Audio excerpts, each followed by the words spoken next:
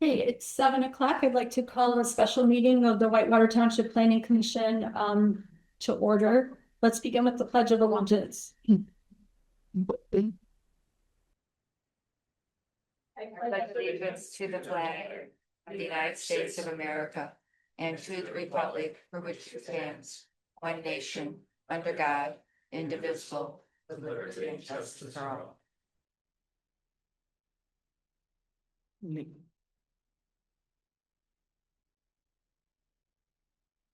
Yep.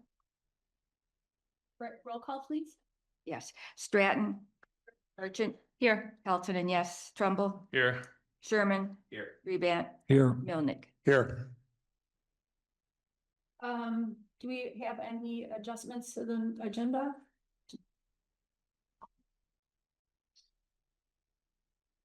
Oh. I have a motion to accept the agenda as printed. I make a motion, Sadie, a merchant. Second, Trumbull. All in favor? Aye. Any opposed? Okay. Declaration of conflict of interest pertinent to agenda items. Okay. Public comment. In-house, any person shall be permitted to address a meeting of the PC. Public comments shall be carried out in accordance with the following rules and procedures. There are 2 opportunities for public comment, now and at the end of the meeting. Comments shall be directed to the PC with questions directed to the chair. Any person wishing to address the PC shall speak from the lectern and state his or her name and address. Persons may address the PC on matters that are relevant to township planning and zoning issues. No person shall be allowed to speak more than once on the same matter, excluding the time needed to answer a PC member's questions. Public comment shall be limited to 3 minutes per person. In order to avoid unscheduled debates, the PC generally will not comment or respond to public comment. Silence or non-response from the PC should not be interpreted as disinterest. Would anybody from the audience like to speak? And there's a form for you to fill out. Okay, Kelly Jo Bowman, 5149 Benton Road. Can I fill this out afterwards? And If you would show. okay, yeah, no problem.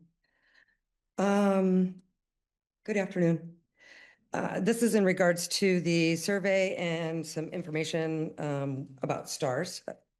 It does appear that that survey is quite a bit biased as well. Definitely over about 60% of the survey sort of lends against star. Would be nice to see if the survey could ask sort of like what complaints that people do have about their neighbors that are not star, right? We see a lot of blight, we see a lot of noise issues. And I think that some of the issues can be managed with some ordinances that we already do have in place.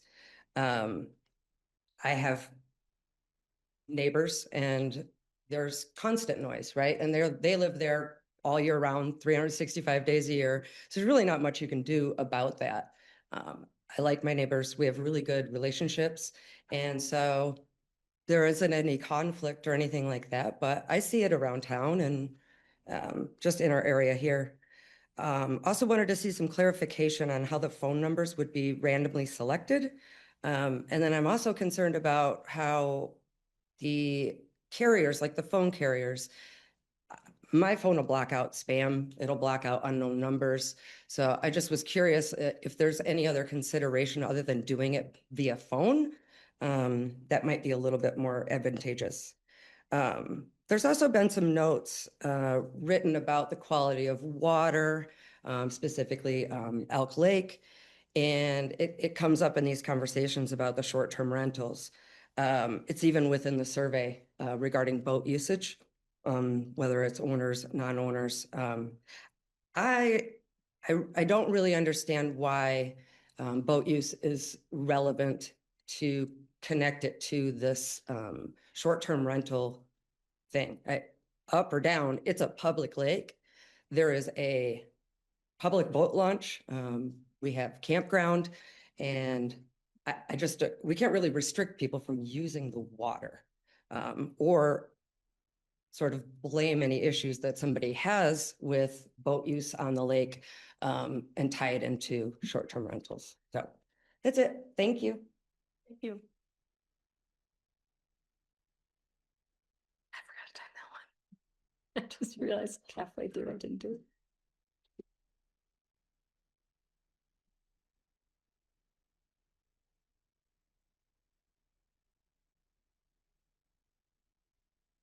Randy Steelman, Chris Road, Williamsburg here. I just got some quick survey things. I'll do some more research here as we're going through it. But one thing I noticed right off the get-go is twice in the survey, we only have so many questions and so much money to spend on these questions. Twice in the survey, we're asking, are you for, against? It's the exact same question that we filled out a year ago, and everybody was a lot of people were strongly for it. So I feel like, why are we wasting our questions on this and going over it again, trying to get a different answer or something? It's ridiculous and it's a waste of everybody's money and time. And there's better questions to be asking that would lead more to how do we want to regulate this stuff, as we go forward.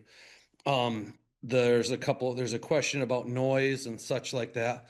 Noise is irrelevant. We have rules against noise already, and the STRs, needless, whether we have that or don't have that, we have rules against noise. So I don't understand how that has anything to do with the STR. We took care of that problem, whether it's an STR or, anything that goes on, same as the wineries and things like that. We have a noise ordinance to take care of those things. So we're wasting questions on those.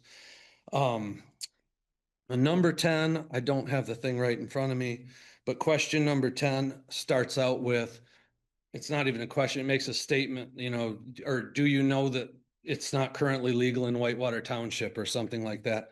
It's a really weird way to ask a question. Oh, thank you. It's a really weird way to ask a question, and it's misleading, and it sets a strange tone. Like, it just isn't what we're going for.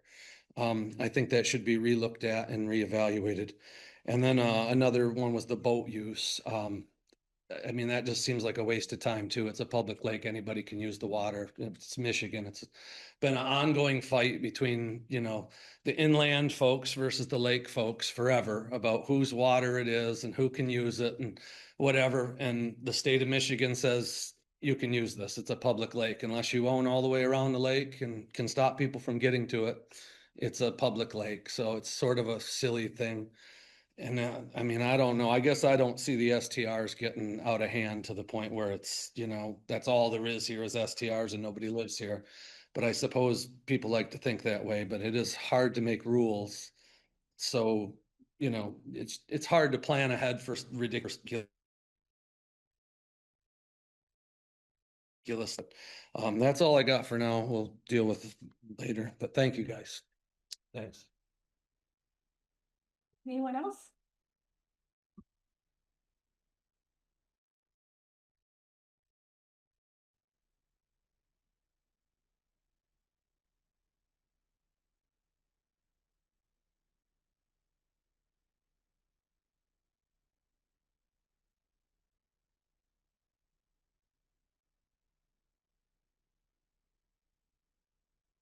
Mike Jacobs on Ski Mark Point Road. I hope we're not keeping this to the 3-minute thing. People should have the opportunity to say what they think about this survey. And I don't know if I do this in 3 minutes. I agree with what both people have just said, everything they said. I don't like the idea of the phone thing either.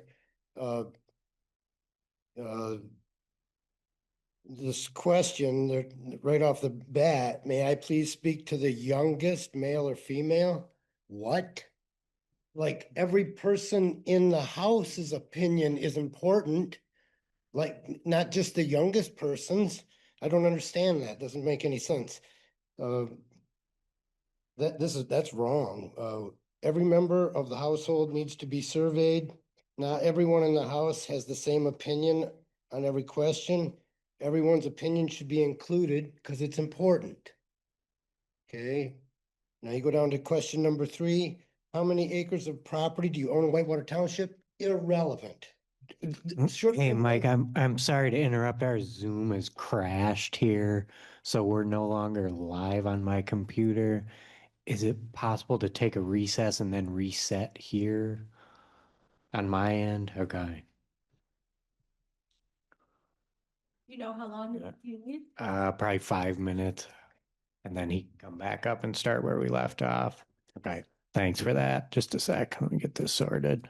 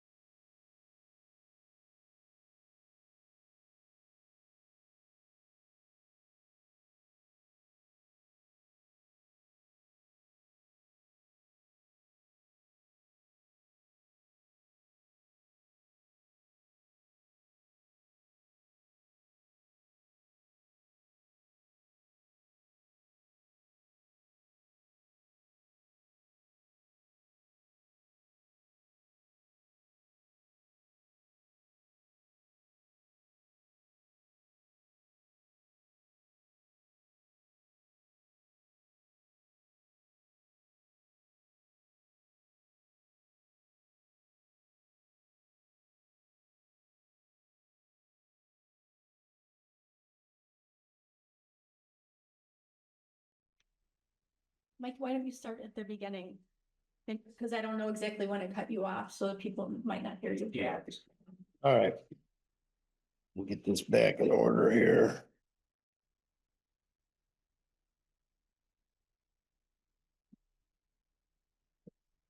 Oh, and all the attendees are still in Zoom. We're watching. Okay.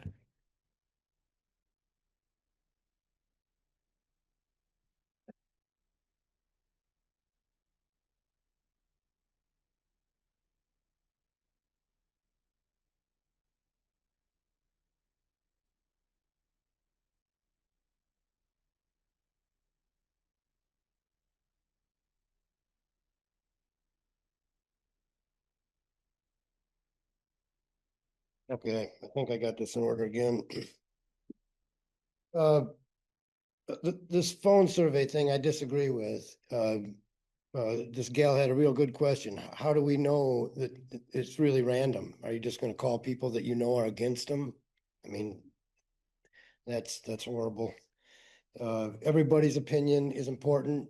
Every person in this community's opinion is important. Not just the youngest person in the house or one person in the house, every person in the house opinion is important because in every house,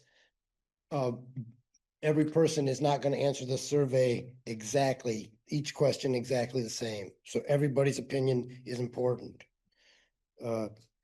Question number 3, how many acres of property do you own in Whitewater Township? That is irrelevant to short-term rentals. How much property I own when I'm filling out a survey means nothing about short-term rentals. That question does not need to be on this in any way, shape, or form. If you go to page 5, question number 10, like Randy said, this question's asked a couple times, and the way it's asked in question 10, in my opinion, I don't think it should be here. Is the court case finished? the short-term rental court case finished? When that case is finished, then I think we'll have that answer. Page 6. Question 24.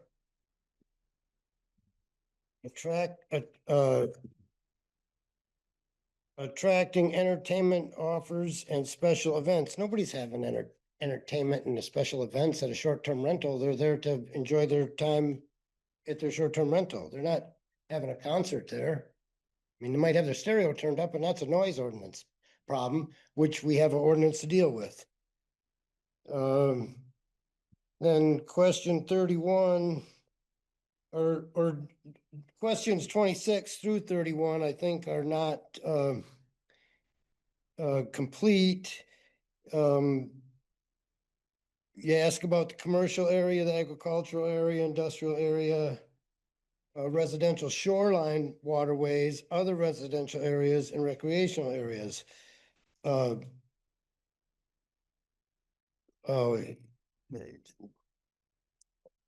I wrote down here is all zones except lakefront. Yes, 29. Oh, 29 residents. Question 29, resident area on shoreline and waterways. Well, there needs to be a counter question to that if you're just going to ask about that.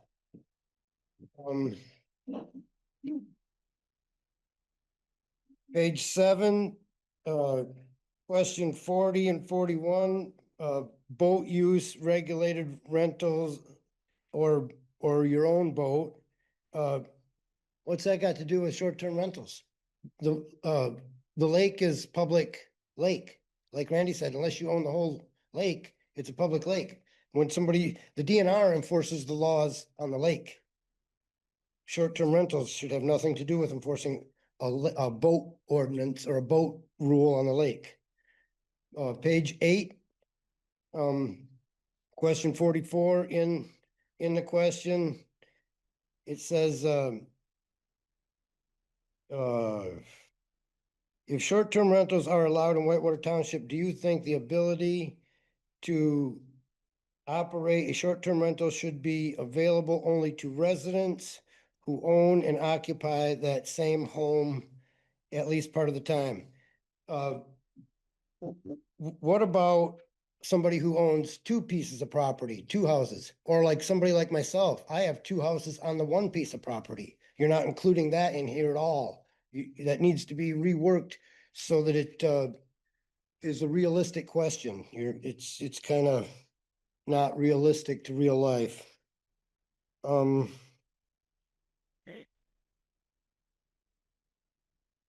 Question 46, this is where it's asked again.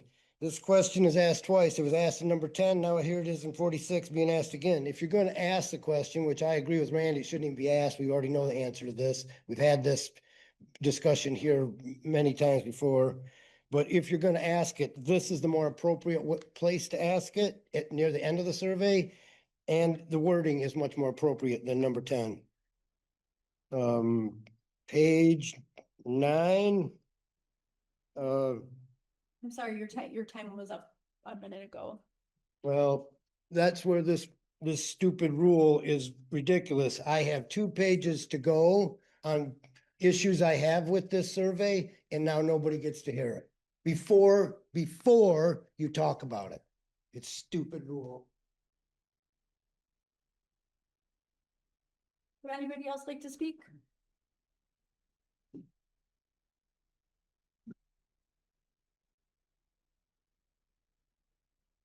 Jim Mankus, Brown Bear Lane. First thing I'll say is I hate commenting on drafts. It's a lot easier to hear comments on drafts when you're on that side of the table, because I sincerely hope that as soon as everybody's done making their comments, you are radically going to chuck this thing in the bin where it belongs and start over. It's very, very apparent that this was not written by our community. This is written from outside of our community. Where do you live? Do you live on the lake, or in the village or somewhere rural. Well, okay, anybody who knows our community knows that there's like 15 houses in the village. It doesn't say, do you live in a subdivision? We have a couple of those. It's a very, very not local, not written to be directly pertinent. At least it does not read as something that was written by our community, for our community, to solicit the input of our community. There's a lot of work to do here. And like I said, I want to have every confidence that you're going to take care of it. So I will limit most of my comments to items 19 through 20 and 20 through 25. Your good things and bad things section. Just from a statistical point right off the bat, there are 9 bad things that short-term rentals can bring to our community, and they are horrid. Even the wording of that question, do you think it's do you think crime and theft is a problem?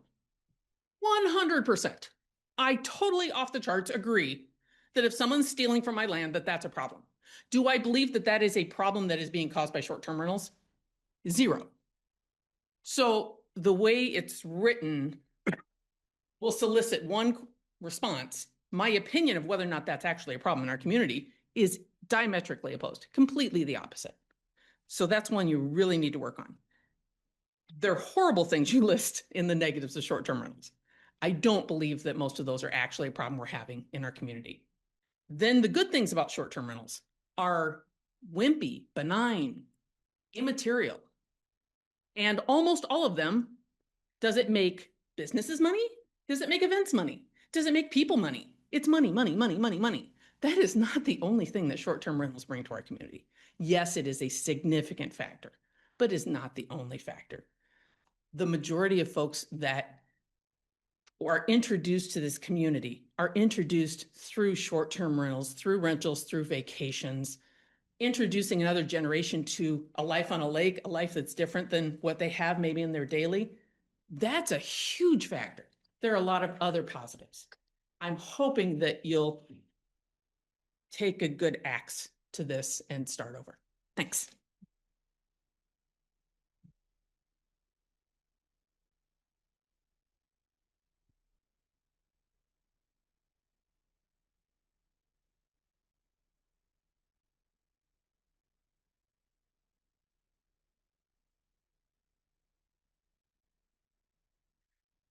Brenda Baker. 5982 Cook.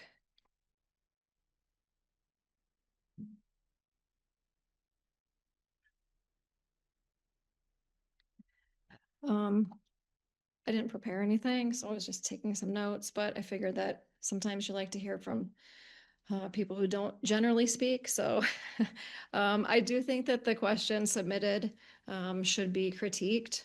I wasn't impressed with them, nor do I think that it represents our full community. I also would like to see more of what direct complaints have been reported and where. Like, are they on the lake or are they off the lake? I've said before, I think that the lake properties are unique and likely could form some sort of an HOA. Miami Beach already has a sign stating private and association. The noise complaints, like Randy said, there's already ordinances for noise. And regarding the lake use, again, not really appropriate to comment on or field questions about, being that it's public. I mean, I really don't know what the solution is, but I know we've had multiple meetings and the township in majority has spoken that short-term rentals should be allowed with only minimal complaints about a few houses. So I really hope that the ones doing it right are not penalized for the very few that are messing it up for others. And that's it.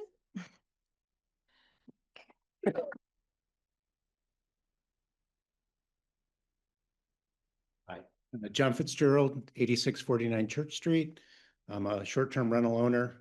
My property is right around the corner. I spoke back in October at the meeting that you held and talked about how, at least from my perspective, I'm an owner-occupied STR. I live in the STR 8 months out of the year, and I rent it out for the horse show, June through September. I last summer received a cease and desist letter from the township's legal company, legal firm, and so I lost a number of rentals last summer. And this summer, I'm only allowed to do 30-day minimum rentals, whereas in the past I did 7-day minimum rentals. So most of my horse show people can't stay there this summer. My main complaint is that the amount of time that this process has taken.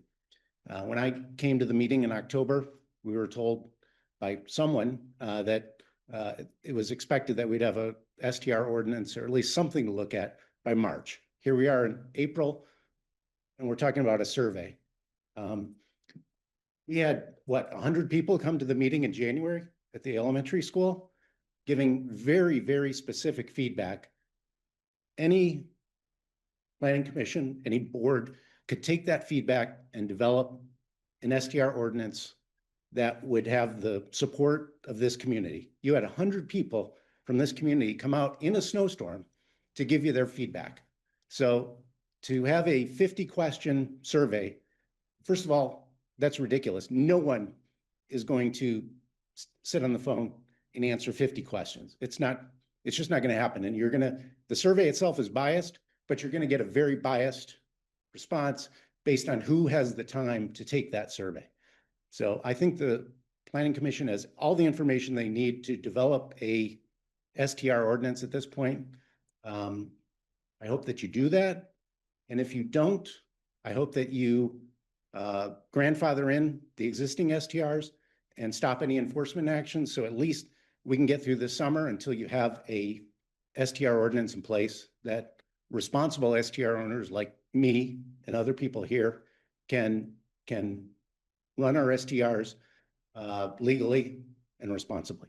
Thank you.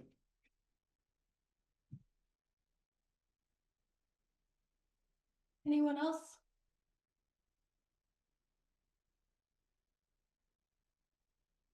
Okay.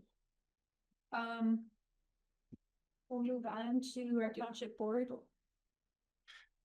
Yeah, I'll give a more complete report at the May meeting, but there is one issue to bring up in front of the planning commission because it was brought up earlier today, and that has to do with the current court case. As many of you know, as the planning commission specifically knows, there was a enforcement action taken against Denise Heidish for operating a short-term rental that's been in the courts for some time now. There was also a friend of the court brief that was filed by Rachel Steelman in support of dismissing that case with the statement that or the point that the zoning ordinance does not specifically prohibit short-term rentals. The court acted last week, I believe it was. The decision was sent to all the planning commission members. The court said that it's hereby ordered that for the reasons stated on the record, the Whitewater Township zoning ordinance validly prohibits short-term rentals. So the position that the township has taken has been upheld by the 86th District Court. So that supports the position that the township has taken for several years, for as long as I know anyway. So. Thank you.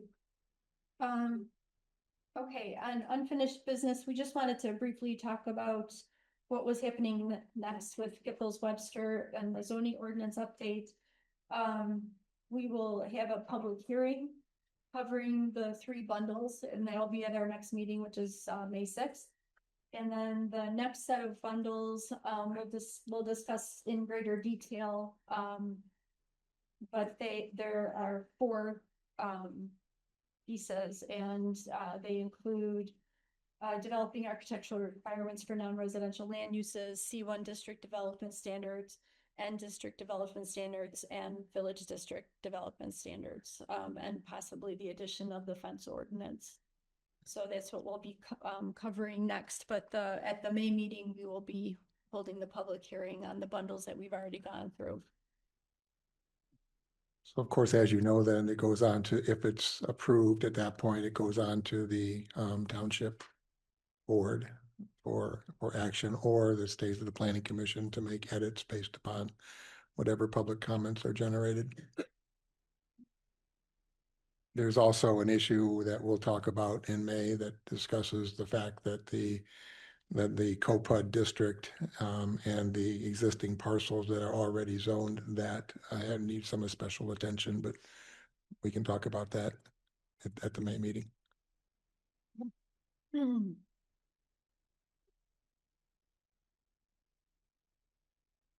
We did receive, our next topic is the review of the draft of the survey questions, and we did receive some correspondence with regard to that. Some of it's already been covered by the people who've been speaking during the public comment. And the PC members have all received copies of those emails. Let's see. So do we have, Bernie, are you out there? We have Bernie Porn from Epic MRA, which is the company that created the survey. I'm moving Bernie over now to the panelist column.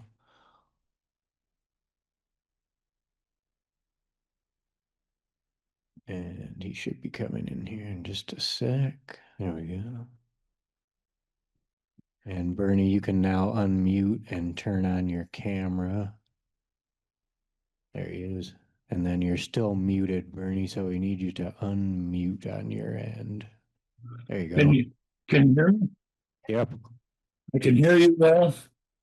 Yeah. So what I was listening to the comments and is there any particular issue you'd like me to respond to, or?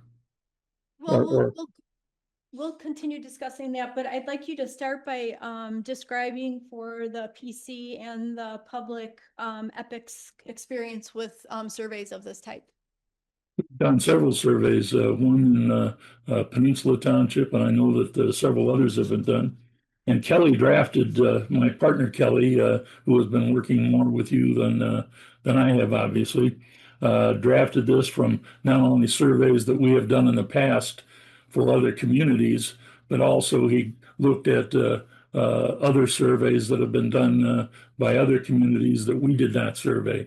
And that's what he came up with. And I did notice that one of the comments suggested that we don't need to do a phone survey. Well, the phone survey is more accurate generally than a survey where you send it out to everyone and they self-select whether or not they're going to participate. And in several of the communities where we have done this type of survey, there has been a wide difference between the online responses. And by the way, in addition to this 100 sample telephone survey where we only ask for the youngest person, and we're not going to end up with all young people, just to make sure that young people are represented in the sample. That's why we ask for the youngest. Obviously, if there's talking to a senior citizen couple or an individual, the youngest person is going to be a senior citizen in that household. And it would be impossible to do a survey of everyone, a telephone survey of everyone in the household. However, we're following up the telephone survey with a survey where everyone will get a postcard, and multiple people, everyone in the household, will be able to respond. At least that's what I understand from Kelly, that that is the game plan, to have everyone receive an invitation to participate online in the survey. And that is where everyone in the household will be able to offer their opinion. And we can then compare the results of the telephone survey with the results of the online survey to see what differences there may be. And on some of the questions that we ask here, that addresses the introduction where we ask for the youngest male or female, and we will stratify it so that it is representative of every area in the township in terms of population, so that we are asking based on the population breakout, whereas in the online survey, there's no way to control that. And you may have a part of the township that is off, and there's more people responding than what that represents in terms of the population, and another area may have fewer people responding. My guess is that given the interest that you'll probably have a very large number of people, maybe a very high percentage responding to the survey. I may be proven wrong, but that is an expectation that I have. And in listening to some of the comments about specific questions, we are doing like we do in several surveys, asking an initial question, which I think is number 10. And then after all of the information, we're asking a revote, so to speak, where we ask again whether or not they think that there should be short-term rentals without any restrictions, short-term rentals with some restrictions, or no short-term rentals at all. And other questions like how many acres of property those who have large acres of property versus small acres of property, knowing the difference between the opinions of those people can be important. It has been in other surveys that we have conducted. So that is one of the reasons why that question was included. And some of the other questions that were mentioned, excessive noise, all of these batteries, if there is an interest in removing a question or to change the verbiage in a question, we are certainly open to doing that. And I think to the extent that you think that some of the questions need to be changed, if you can suggest that to Kelly, he will do a draft 2 on the survey. And some of the other questions, let's see, I did not come in at the beginning of the survey of the meeting, so I did not hear comments from everyone, but we have a section where we test the concerns about short-term rental properties. And that includes the excessive noise through increased signage and advertising. And a lot of these questions, again, are ones that we have done in other communities, or questions that have been done in polls that where we did not conduct the survey. And then to ask about the benefits of having short-term rentals. A lot of that does deal with revenue, and the property rights of property owners, increasing revenue for local businesses, local property owners attracting businesses to the area. Those are some of the things that people in other communities or in surveys where we have been conducting them in communities. Those are questions that people were interested in. And then on these certain zoning districts, whether you would support or oppose short-term rentals in each of the following areas.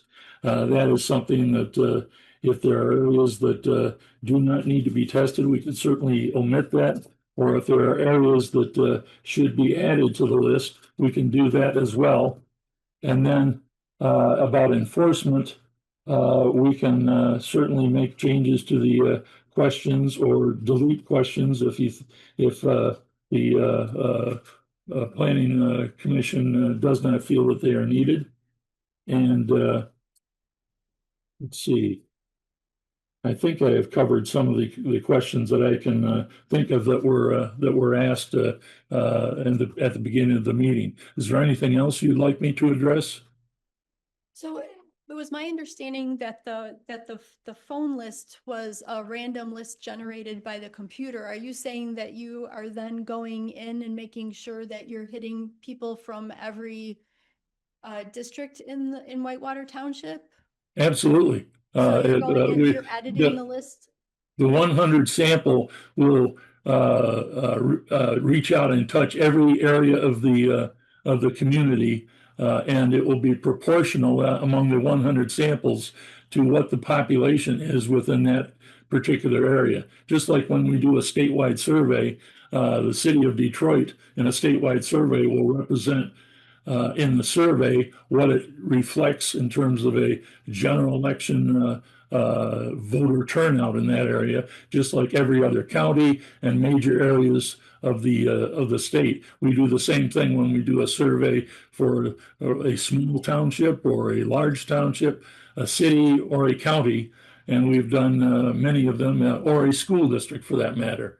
And I think we've done at least a couple of hundred school districts and many counties, as well as special education survey questions, and the RISA and ISD gatherings of school districts. We've done surveys there, as well as many counties and townships throughout the state. Okay, And we do the same thing in every one of them, and that is if we're doing a population survey, it is broken down so that it is reflective in terms of the sample of all of the population from each area of the community. okay, thank you. Does anybody have any questions for Brian? I do. Right. Hi, Bernie, Michael Sherman. As you go through a survey and after you get the results, what is your best case scenario from what it would be maybe a successful survey? What are you hoping to achieve? Are you looking for consensus? Are you looking, I mean, and how do you grade your survey after the fact? Is there opportunities to do that, or a survey is a survey? I'm just curious, what's the best result of this survey in your mind? That will tell us what the breakdown is in terms of the opinions of everyone in the township, the households in the telephone survey, and then of the online survey, every individual that participates. And again, that is self-selection, so we can't control who participates and who decides not to. It probably would be based on those who have the strongest opinion one way or another in terms of participation, just as the folks who write into their state representative or state senator, usually it is the people that are on the extremes, and the folks that are in the middle, those are the folks that we will capture in terms of the telephone survey, and it may not be the same in terms of the online survey. So we would compare the results of the telephone survey with the online survey and tell you where there are differences, where the online survey is more supportive of short-term rentals and other groups that are most supportive and most in opposition to it, and why they are supportive and why they are opposed. And in terms of grading the survey, I don't know how one can go about that other than knowing that there is a error rate within a sample of 100, which is greater than a sample of 400 or a sample of any larger number. We normally do 600 samples for statewide surveys, and that's plus or minus 4%, which means if 50% said that they're supportive of a particular proposal, that means it could be 54% or 46%. That's plus or minus 4%. And the error rate for a 100 sample is certainly less than a 50 sample, where that is 50 samples at plus or minus 13.9%. So it is significantly less in a 100 sample survey, but it will be compared in the report that we give you, as well as the crosstabs on the not only the telephone survey, but also the online survey, which will hopefully be a heavy participation from township residents. Within your results after the fact, do you find that municipalities usually, it's a percentage, follow the consensus or what the survey is showing, or do you have occasions when the municipality, I mean, you're looking for a defensible position, is what we're trying to find is, what's the consensus or what the community wants. I'm just wondering if that's always the case after a survey's done. Most of the time, we follow the directions of the survey. The superintendent in White era in Lake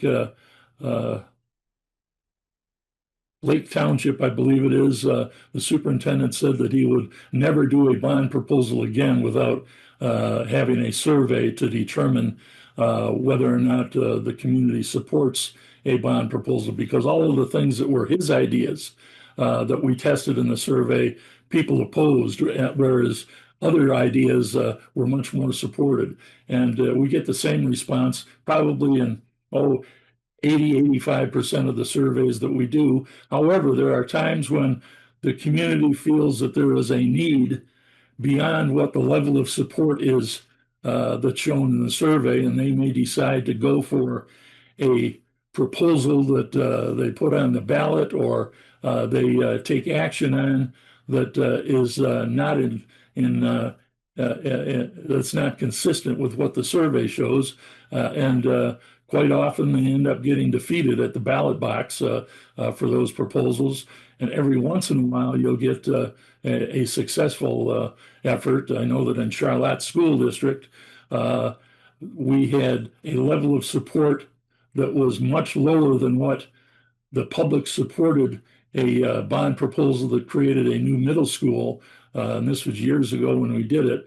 And the increase in support is largely because of the actions that the school district took, in particular the director of communications for the school district, in terms of working the database that we provided in communicating with people. They were able to exceed what the level of support was in the survey. But by and large, we have most of the surveys that we do, we will get comments from the superintendent or the head of the community saying that I was amazed at how accurate the survey was. And usually it is those who directly say that they would vote yes or vote no on a proposal. Those who are leaners, quite often you can't depend on them, and those who are not strong supporters of a proposal or a statement that may come closer to what the strong support is, and that has happened quite often. I hope that answers your question. Yes, thanks. Anybody else? A couple. Yeah. So I just wanted just more clarifications. The 100-person phone survey, did I understand you to say that you are going to make phone calls until you get to 100 people that adequately represent the township? Or are we getting 100 survey or phone calls and then you're going to be able to identify where they live, their ages and stuff? I guess I wasn't real clear on. There will be 100 surveys completed, and each area of the township will be a breakdown of how many surveys should come from that area of the community. And that is what we will end up with, because we will have phone numbers from that area, and we will continue calling until we get the number needed to fit the stratification of the 100 samples representative of the population within the community. Okay, so you may be calling more than 100 people. Oh, definitely. Usually you have to call at least 5 to 10 to get every survey completed. Some people hang up, some people don't want to talk, right? Yeah, absolutely. Yeah, Absolutely. okay. And then secondly, the data that is generated from the phone survey versus the written online survey, you're going to keep those results separate. So we can see what the phone survey results were compared with the written survey results. Absolutely. Right? You don't mingle the two. You want to know what the telephone survey that is stratified shows compared to the responses in each of the areas, and whether or not it is representative of what the population is of that area. We'll be able to determine that, and then how it compares to the telephone survey, which usually is more accurate than the online survey, and we can detail where all of the differences are. And there will probably be a breakout of here are the greatest differences where the township is more supportive or more in this position than the telephone survey, the online breakout versus the telephone. And here's where the telephone survey was greater in this area than what the online survey was overall, as well as within specific sections or geographic regions of the community.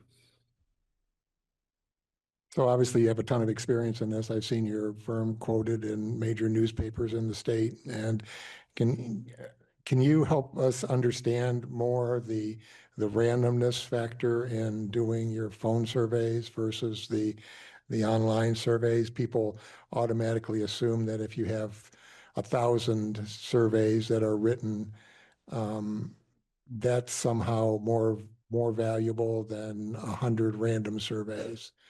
And it's more participation, but it's not random, right? Is that? It is, the telephone is random, and we have a number of telephone numbers for each area that a survey needs to be completed from. And then those numbers are used for each of the respondent interviews. And that is guaranteed that it will be reflective of the population of each area of the township. Whereas an online survey that is totally self-selection, the individual determines whether or not they're going to participate, and you may have dramatic differences between the composition of the participation online as opposed to what the reflection is of the population breakdown in the stratified telephone survey. I'm good. People question how you have access to the phone numbers of the residents that, like cell phone numbers that are unpublished, except if you pay a little bit of money for them. Do you have a database that you work from? We have a database of all registered voters, as well as other sources where we get other individuals, and we match the telephone numbers that are available, both landline and cell phone. We just finished a 800 sample survey in Indiana, which was 100% conducted among cell phone only users. And that was, again, 100%. Normally they're in the at least 60% range, and usually the average is around 80%, the cell phone use. Normally our statewide surveys are 80 plus percent cell phone respondents, with only about 20-25% that are landline uses, landlines, telephones. Yeah, and on the postcard that you send out to the residents with the for the online survey, do you mention on there that there will be that some of the residents will have a follow-up phone survey, or is it something that would give them an indication that they might be called for a follow-up survey? Well, if the phone survey, I was under the understanding that the phone survey would be done first. Is it And then going to be done first? Okay, I'm sorry, I didn't realize that. And then the online survey would be done where everybody can respond. And I believe we usually say if you already participated in a telephone survey, please indicate so, or do not participate in the online survey. I think that probably we could do it where they just acknowledge that they completed a telephone survey as part of the question. And by the way, whatever the survey instrument is from the telephone survey will be identical, or at least it is the plan, or that it would be identical to what the online folks would be responding to. So you can tell the differences in terms of each question throughout the survey and the conclusions that are arrived at. Okay, thank you. You're very welcome. Okay, do we want to go through question by question and get everybody's feedback?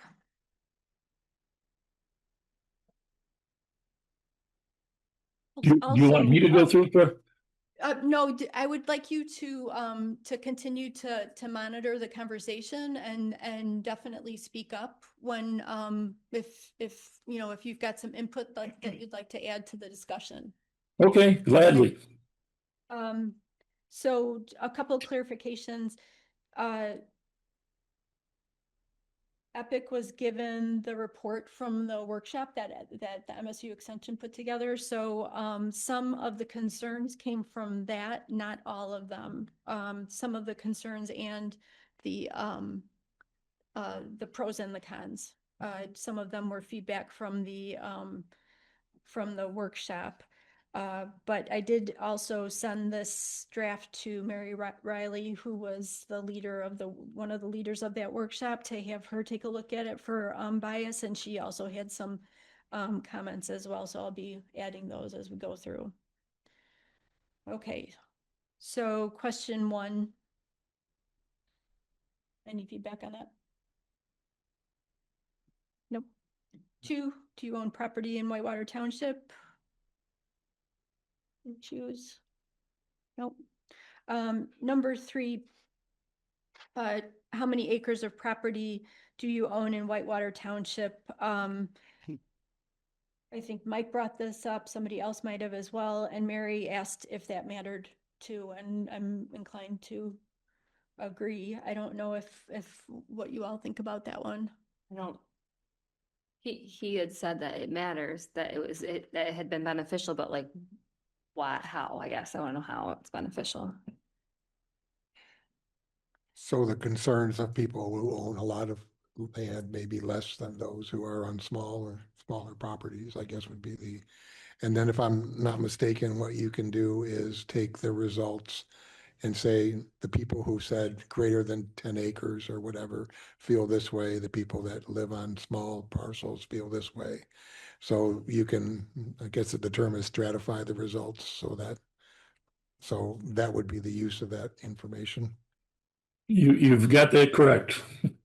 Okay. So I guess that's the question before the planning commission. Is that useful? Yeah, it kind of makes sense if we're gonna go into like a zone, these type of zones, that would be a very, very beneficial question, I would think. So if you're on a large parcel, I think I would assume that your concerns about short-term rentals are smaller, Correct. diminished versus being on a small property. But then we ask similar questions later though, so. That's why I was looking at 52 and 53. Would you say your residence is in the village and in agricultural, or that gives us some indication as well, right? Like we know the shoreline properties tend to be the smallest in the township, for instance. So that could be redundant with that. Right. That's what I'm wondering. Well, there are small parcels in ag. There's 2-acre parcels or 1 acre, but not so questioned that we were starting with number 3, the number of acres that you live on, depending upon how far your neighbors are away, they'd be doing a lot of things and you would never hear it. But if you're on a 40,000 square foot property, and you can hear much more all around you. Okay. That would be my personal opinion. So let's just go around the table. Do we want to keep question 3? I like keeping question 3. I think density is an important issue here, and knowing what some of the respondents, their property size is, does help you understand where they're coming from. Scott? Based on the information that we've heard today, I would support leaving number 3 on there. Sadie? Yeah, once it was explained, leave it.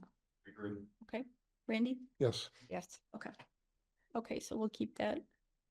Are you currently registered to vote in Whitewater Township? Does this matter? No. I don't see why it would matter. Any thoughts? Yes, if it came to a vote, registered voters are the ones that vote, get the opportunity to vote, so Mhm. if, If it was a referendum? yeah. Mhm. If there is a difference between registered voters and all residents, if in fact you take a position on a policy that if voters have the right to a referendum, which I understand they do, you might want to know what the difference is between the opinions of registered voters versus those who are not registered or all residents. Yeah. Okay. And a renter who doesn't own the property but is a voter, registered voter, they might feel differently about short-term rentals. Because they are long-term rentals. Yes. Okay. So number 5 is, an educational question about, based on your understanding, does Whitewater Township currently allow short-term rentals? I think that's important in terms of us understanding whether the community understands what the current rules are. Does anybody have an issue with number 5? Okay. Number 6, have you personally ever used a short-term rental? And number 7, have your experiences using short-term rentals been positive or negative? I know based on the research that I've done looking at surveys that have been done by other towns in Michigan, this is a common pairing of questions. Are we okay leaving this as it is? Okay.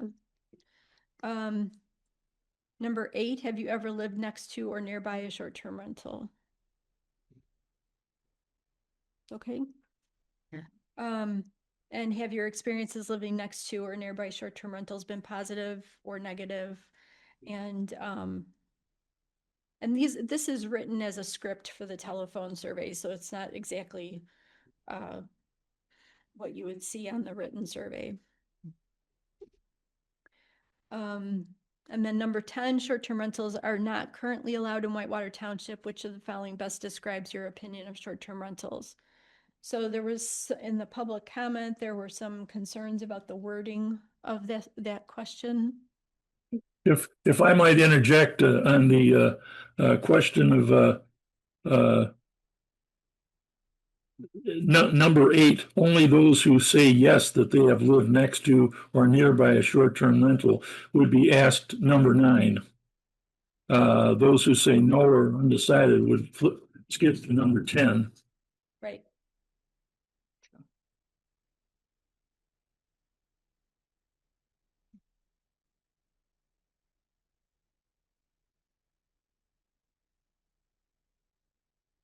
Do we want to think about the wording on number 10? This is what's paired with question number. No, 8 and 9 are paired. If you answer no to 8, then you go to question 10. And Do we need to everybody's start- asked question 10. Right. Then wasn't there a similar question as 10 Yeah, at the end. Yeah, at the end? Mhm. we're 46. 46.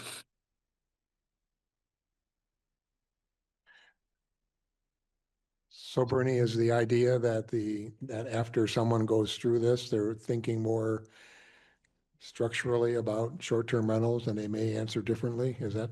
Yes, normally we include language that says sometimes people will change their mind while taking a survey. And we kind of imply that after thinking about some of the potential benefits and drawbacks to short-term rentals, let me ask you a final time. And we do this regularly where we're testing information about a proposal, where we ask an initial cold question, and we do this always in bond proposals and tax proposals, because with more information, they will change their mind and be more supportive, or sometimes really less supportive. And you can see what demographic groups have moved. And then when you test it finally, you can see where people move from the initial question to like in a bond proposal, the question after information. And usually we'll have like 3 tests, or sometimes even 4 tests of of proposed messaging. Here we have 2, and the final is after hearing all of the concerns and benefits and potential regulations, where we then ask again the same question to see whether or not they believe short-term rentals should be allowed with no restrictions, but should be allowed but have certain restrictions, or not be allowed at all, as the same breakout as in 10.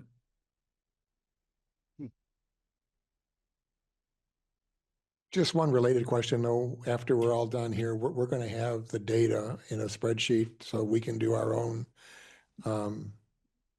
reviews of the information if we wanted to look at something like how many people change their minds and just any variable. Is that correct? Yes, yes. How many people, and also demographically, which ones change their mind? Normally, we have an initial vote, and if there's any intermediary votes, and then the final vote, where we can show by each demographic and then overall what the initial vote or the initial response was compared to the final response, so that you can see, okay, this demographic vote, younger people under age 34 move 12 points toward being more supportive of the proposal, and this group moved against it, and by how much, so that you can see the greatest movement for, the greatest movement against, by demographic groups, and also overall.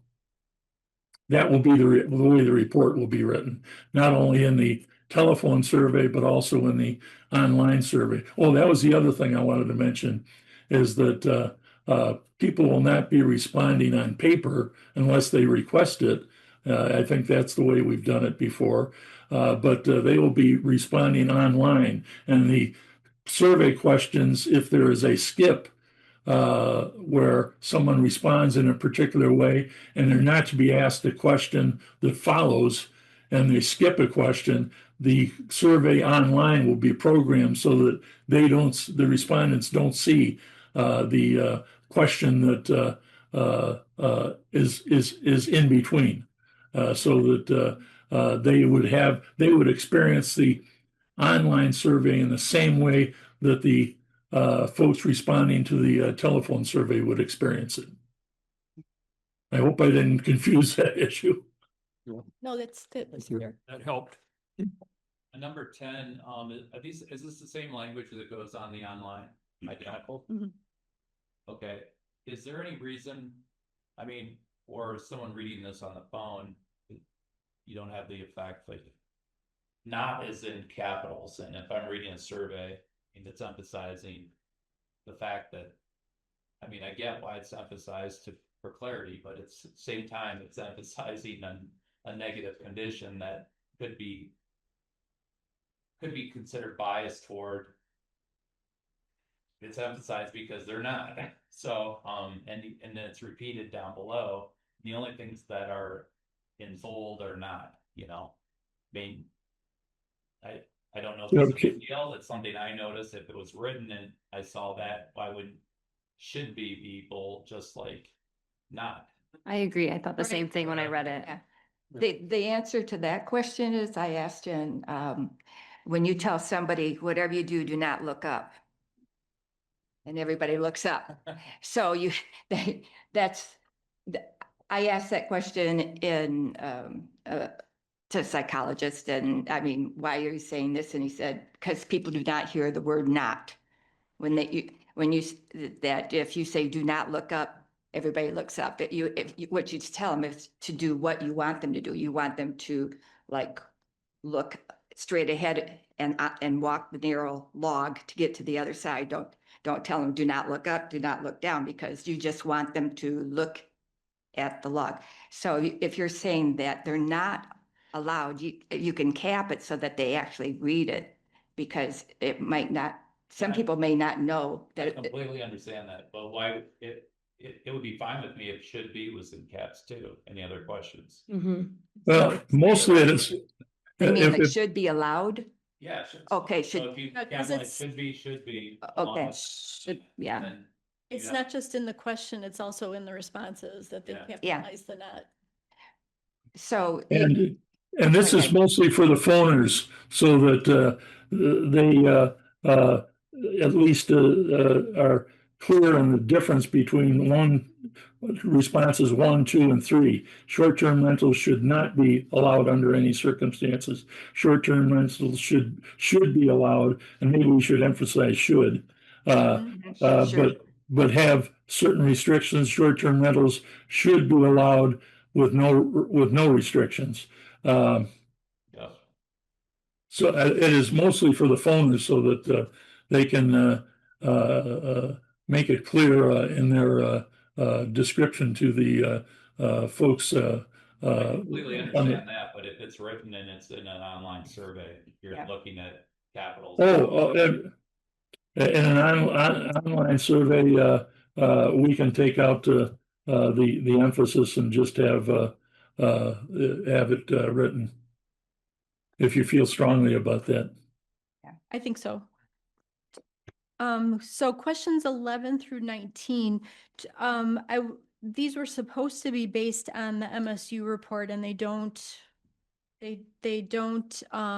align that well. Some of the things from the workshop were, some of the concerns were overcrowding, housing availability / market impacts, enforcement, neighborhood impacts / social cohesion, management, and accountability. And that's also a much shorter list, which might balance a little better with the the pros and the cons. If we could get those to balance a little better, I think that was a concern based on some of the emails that we got as well. Can you are you going to send Kelly and myself a list of what you would like replaced? Because there's not a problem doing so. And if there's any of those listed here that you want to keep, just let us know, and Kelly will make the changes. Okay, all right, I will do that. Would you be taking out 11 through 19, removing any of those, or adding to them? Well, I do think that 11 through 19 should be balanced with 20 through 25. I feel, so this whole question, I think, is just, all of these are serious issues, right? Like, who would ever look at any of these lists? And even some of the things that you mentioned that were brought up are serious issues. I just think that the way this question is worded, it's asking you, like, is this serious? I mean, you're gonna get 1s and 2s on all this stuff. Yeah, those are all concerning things. But I think the question needs to be turned, that it's asking, do you think, and I don't know the right way to say it, but like, that allowing that short-term rentals are gonna cause these issues in our township. Does that make sense? Like, yeah, these are all horrible things, but do you think that by allowing short-term rentals in Whitewater Township, it's going to cause these issues? So yes or no? I mean, they're serious issues, but do you think it's gonna be a problem? Right. So the end of the question, it's kind of buried in there. It said, and so I think that could probably be clarified. But yeah, because it still says, do you think it's when it comes to allowing short-term rentals. Right, it's still mostly is worded like, do you think it's a concern? Mhm. Yeah, those are all concerns, but do you think it's gonna cause that? Cause that, I feel like is gonna give us more information, like, yeah, people think it's gonna cause excess noise, or they think it's gonna cause issues with, what are the other things that you had on there that were more concerned, there, people were more worried about, but. As a suggestion, how about something along the lines of, for each of the items that I'm going to read, and that may not necessarily be that, how likely do you think that allowing short-term uh, uh, will result in an acceptance? How likely will it result in excessive noise, parking issues, increased traffic? Very likely, somewhat likely, or not really likely at all, Yes. something along those lines. I think that's gonna give us more of a, that's much better, yeah. Yeah. Okay. That helps us write the ordinance too, probably the most concerning things. What do we need Yeah. to regulate and what do we not need to regulate? What are people not worried about? Mhm. Okay, 20 through 25. So before we move on, I think someone had mentioned, and it might be here later, but someone had mentioned, some kind of question that asked, something to ask if, as a regular resident, if you have, problems with your neighbor, I don't, Oh, yeah. that was brought up. I think that relates to this. I don't know if it should be close to this question, but I agree that, it somewhat reminds, that whoever's being questioned that, yeah, these can be problems maybe for STRs, but I have noise problems with my neighbor already. Just as I don't know, I think it's a good balance to sort of offset. To me, it's just like, same with the benefits. I'm trying to balance it, it sort of leads you into the sort of, I don't know, not biases, but some of the things that are talked about with that. And I think it'd be nice to see if you had a question, it's almost like cleaning your palate if you have something, just to see if they still consider that. And they might say, yeah, I have problems with my neighbors too. So if STRs would have these problems, do you consider any of these problems relevant to your current, if you're living next to a regular neighbor? I don't know. Just something. Okay. And this is a note. I don't know what it is. Maybe Bernie can think about it, but that I think would be nice to have. We can always strive to make changes if needed. What's that? We can always strive to make changes that will meet your needs. Okay. Yeah, because we'll be taking a look at the second draft at our May 6th meeting. So. Okay. Okay. Let's see. So 20 through 25, where we're talking about the pros. I understand the question, the attracting entertainment offerings and special events to the area. I think I didn't quite get that one, but one of the ones that definitely came up at the workshop was that that STR owners typically have very good upkeep on their property and make improvements, and that's not on this list. And I thought that should probably be added.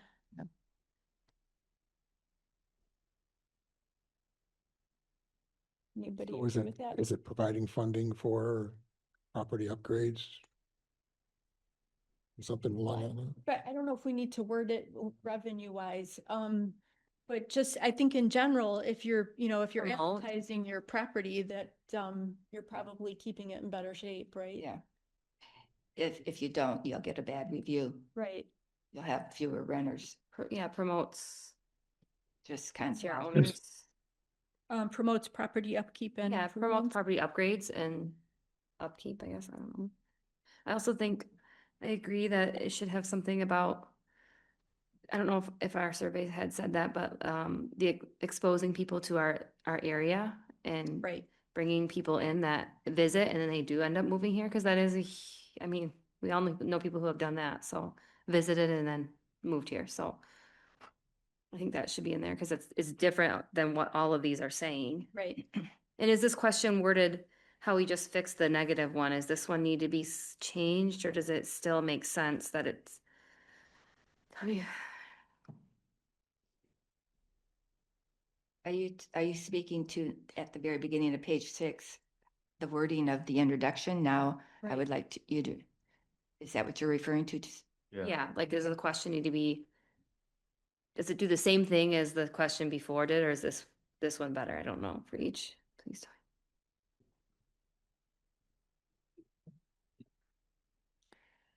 The 21 and 22 use sustainability versus revenue. I mean, that might be right. I mean, it's dominant money. I mean, Right. it's more. Or it could say supports. Supports local Supports businesses. business. Big, yeah. Supports local businesses. Support for local business. Supports, Increasing support for local business? supports local property owners and supports businesses. Yeah, I like that. Okay, instead of interchange revenue with support. Or supplemental income for local property owners. Well, that's money again, so. It is, yeah. It kind of is in support.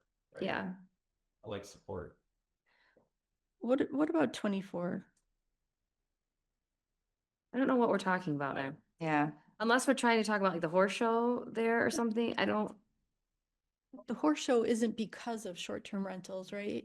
know. That's why I don't understand that. That was here first. Yeah. Unless that's getting at the idea of having bachelorette parties or something that are at, or something like that, or. I mean, I think it will confuse the person being questioned.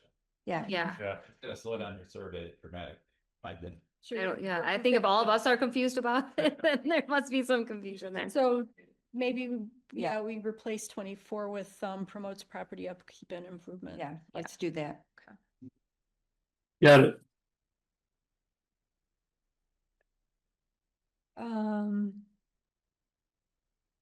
Okay, the next group, 26 through 31. Can I just ask, is number 25 correct, increasing tax revenue for the township? It's increasing tax revenue for the state, right? If that goes through. I think there's already some state revenue that's generated or supposed to be from short-term rentals. I think increased tax revenue might be indirect from increasing property values. The licensing that comes to the township. No. I mean, Oh, there could be. There could be, but that would be what I would say. it would cover the cost. It wouldn't be, wouldn't be able to raise revenue. It may not even be a net. That's Yeah.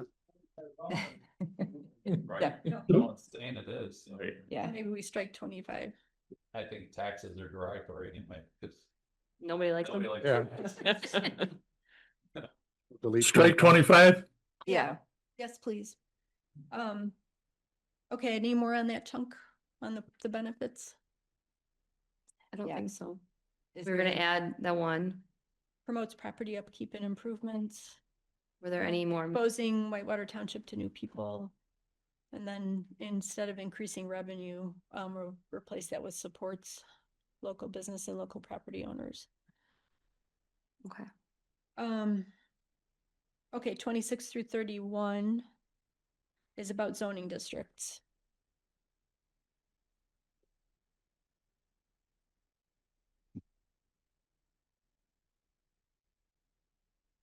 With, And Reem, just to go back, you said you're gonna equal out the amount of questions for pros and cons.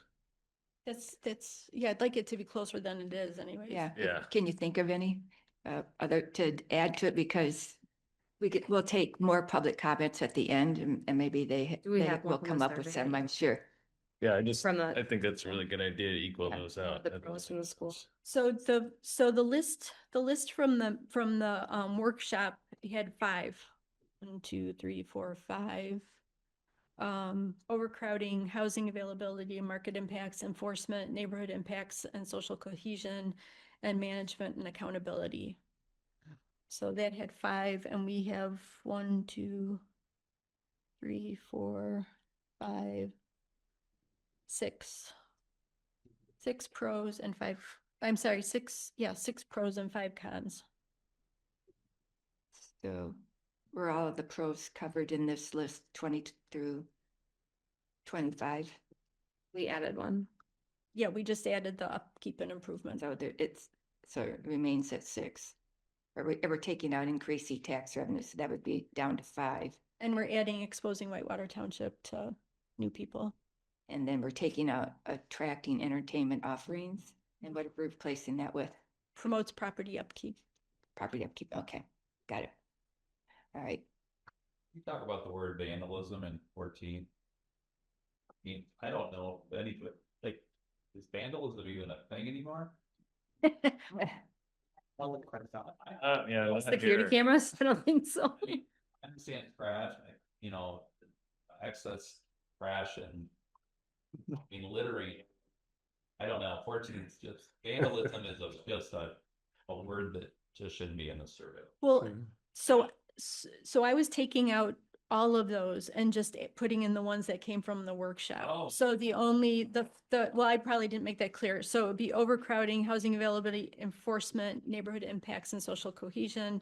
And that could include, Oh, vandalism or whatever, but, and management and accountability. Yeah. Oh, you were going to leave in any of these, like parking or excessive noise? Or... No, I wasn't going to include excessive noise, parking issues / overcrowding. So that was the only one I was keeping. Did you want to keep more? maybe go with ones. Okay, so parking issues / overcrowding, housing availability / market impacts, and the wording on these can definitely be massaged. Enforcement, neighborhood impacts and social cohesion, and management and accountability. So management means and accountability. Is that one? Management and accountability. So that would mean that doesn't mean anything specifically to me. So, okay.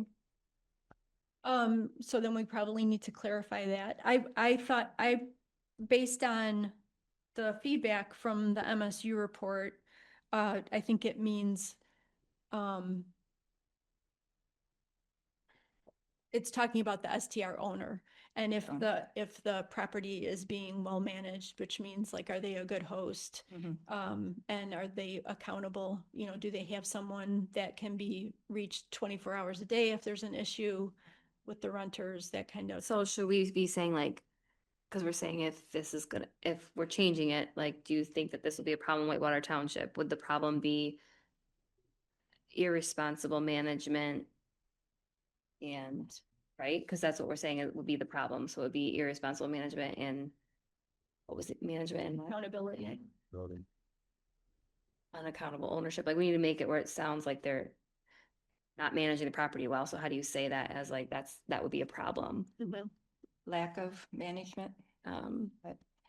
I think it usually ties into local, someone close by the local management of the property. I'm not understanding. I'm glad we're going back to this. Number 19, increase signage and advertising. I'm not sure. We're taking that out. Yeah, she's gonna take that out. Yeah, large parties and gatherings. I do understand because people rent homes for weddings and parties, bachelorette parties and things like that. Maybe, and that would tie into parking issues, excessive noise, the crime and theft. I understand that that portion of it, but you were going to take that out. Because I think management and accountability covers a lot of that, right? If there's excessive noise, is there someone to contact, in addition to the sheriff? If the trash is not being handled properly, if there's damage to surrounding properties as well as the rental home itself. I think that it can cover a lot of those things. But I think it sounds like we need to figure out a way of clarifying. Yeah. I'm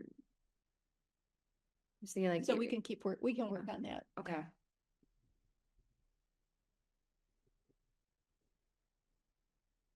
Are we ready to move on or? Yes. Yeah. Mhm. Okay, so 26 through 31, which is the zoning districts question.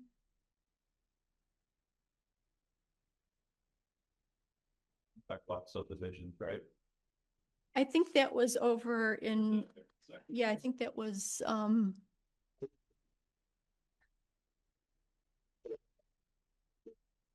well, no, it's, yeah, 53. Yeah, in the village, in an agricultural or rural area.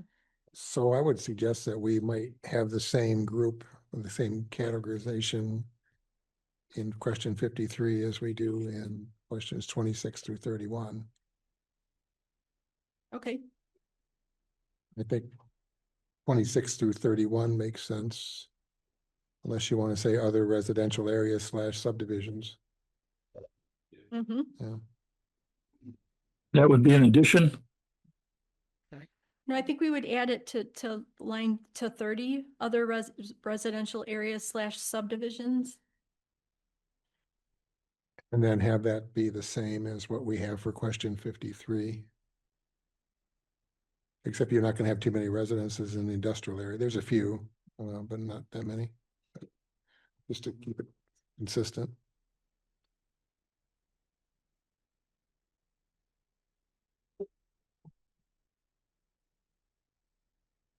Any other changes to 26 through 31? Yeah, the description above the questions 26 through 31, there's the redundancy of the word "you" in the second sentence. Please tell me if you would you support. Good, thank you. Okay.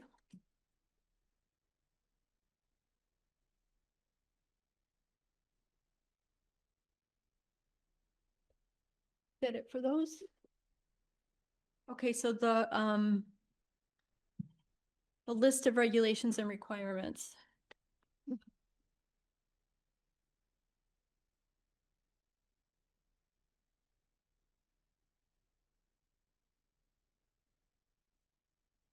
Number 33, rental registration with whom? With the. I think it would be with the township. The township, okay, Add that with township. okay.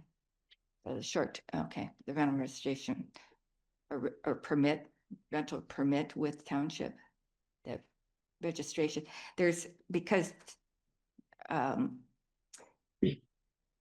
in certain areas, for example, in Europe, you have to check in person and someone is there to meet you and checks your IDs.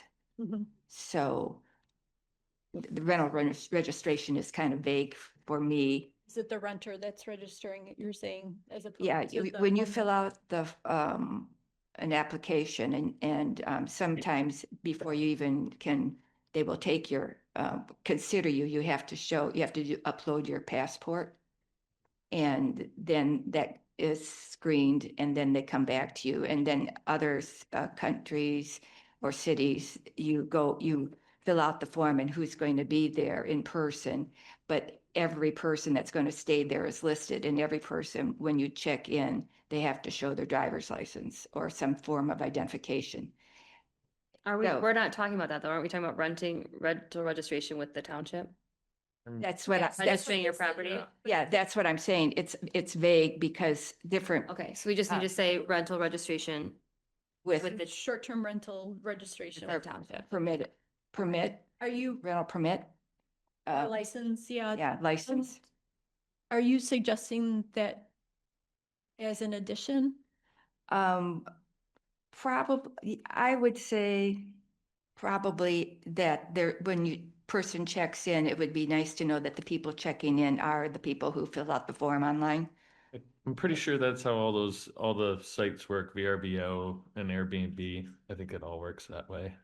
is sending a code, so you're You verifying. get codes, yeah, that they have Make to it- verify it's you and all that. Yeah, but I understand that, but in certain areas, they require that a person, an actual person, be there when you check in. It's not, it can't just be the keypad. You have to have the person, It's, a physical person check you in and say that. it's just not how it works. I, It just, it's not. How it works. I'm not saying it has to work that way here, but I'm saying that's when, in reference to different ways of registering Okay. people. And, you know, my preference is, it's not relevant. But right now, I'm just discussing it. Yeah. Okay. So yeah, to clarify, 33 should say something about permitting. Okay, license, permit.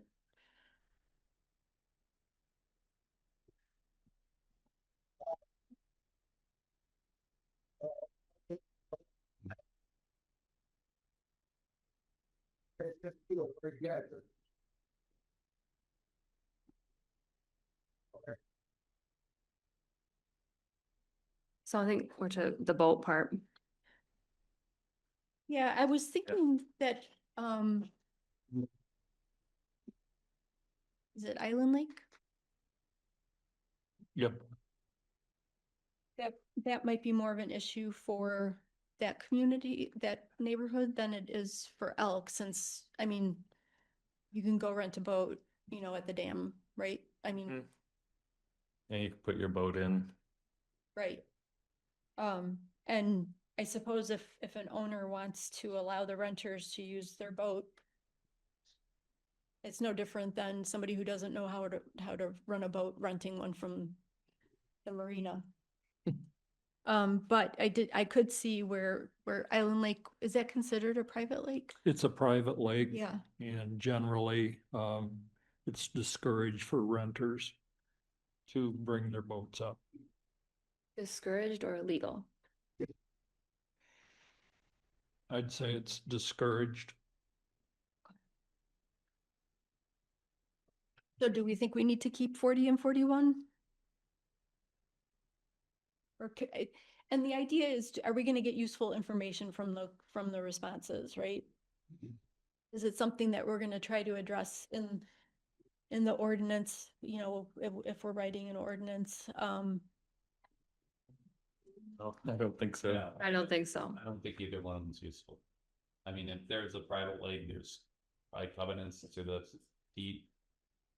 There's other ways to control that. Right, they probably already have it. It's not our duty to do that, in my opinion. I mean, this is a very gray area for Yeah. us to try to survey and get an opinion on, in my opinion. I wasn't sure how it would ever get enforced. Yeah, you how you know? gonna enforce that? Randy, do you? Yeah, I don't, that's a tough one. I don't think we're really to that point where we're gonna talk about regulating boat usage either. Okay, so strike 40 and 41? Correct. Well, just Yeah. answering your question about Island Lake, we have one shared boat launch.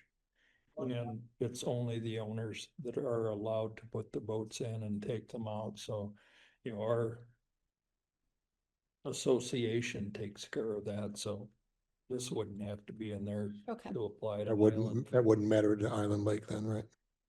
okay, So you're gonna remove 40 and 41. yes. Okay, 42 goes back to,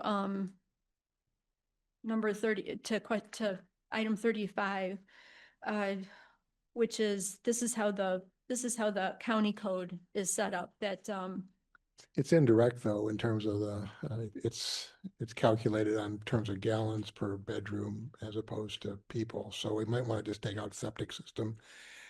I do know that the occupancy of a house is generally two persons per bedroom, and that's defined as overcrowding conditions by HUD.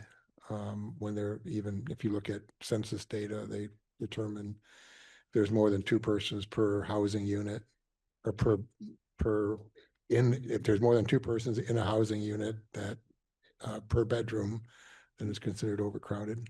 What does that mean, like a certain size bedroom? Because mm-mm, No. it's not based on size. Wouldn't the permit itself for an STR you'd evaluate the home, you'd evaluate bedrooms, Mhm. potentially septic, if you're on septic or not, and you have a demand load on that house, and you'd say it's not to, your permit for 5 people. That's the Right. way I see it. Yeah. So what the question is asking is, would you favor or oppose setting occupancy limits above 2 people per bedroom? I think that that's a technical question that's answered by the permit and what's appropriate for a house and the septic system or unit. That's, I think it's coming from the fact that a lot of the communities around us allow you to have 2 people per bedroom plus 2 people. Yeah. yeah, I mean, to me, it's an objective question that's related to the demand load. I mean, we do this all the time with Demand load in terms of well, septic. you just have you have so many toilets, you have so many your septic system, if you're on septic is certain size, it can which is based on a number of bedrooms. Right. correct. Yeah. But then there's restrictions based on, occupancy too. Yeah. So I mean, if you've designed a septic system to accommodate in a 3-bedroom house to accommodate, 6 people, That's your permit.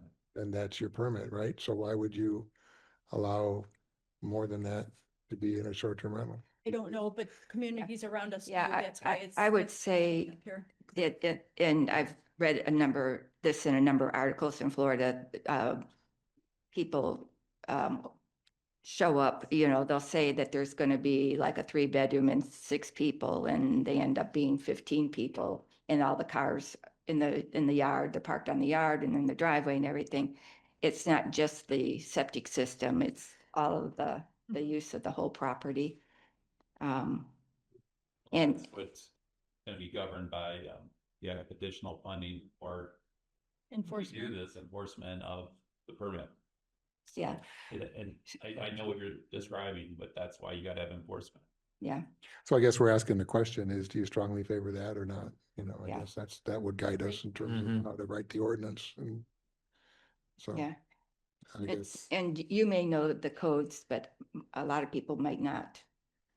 If you apply for an STR permit, you better know The- better know what that Right. allows and doesn't allow. Yeah. And then you have to manage your guests, and Mhm. that comes down to accountability. well, a lot of people don't know what their septic system can or can't do. They probably didn't build their house. They may have, obviously, but Figure it out. But that's what I think that we have to do when we issue permits, is we have to evaluate The maximum. the maximum, it's a load. And that's what a responsible renter will do. They'll figure all that out when they come to us and say, my house can have this many people. This is what I want to be approved for. So, yeah. So do we want to keep this, or, I mean, I think I just don't, to me, it doesn't, I mean, if the survey says, yeah, we want to let more than 2 people per room, I'm not going to agree to it. It's just not good information. It's related to that way the house and the septic system's designed and what it can appropriately accommodate. That's what I don't think the question's a good question. That's my opinion. I would look at it a little different. I think for a person who may be fairly new to the short-term rental market, that it would at least identify what is the standard that is being applied in Whitewater Township, which is 2 people per bedroom.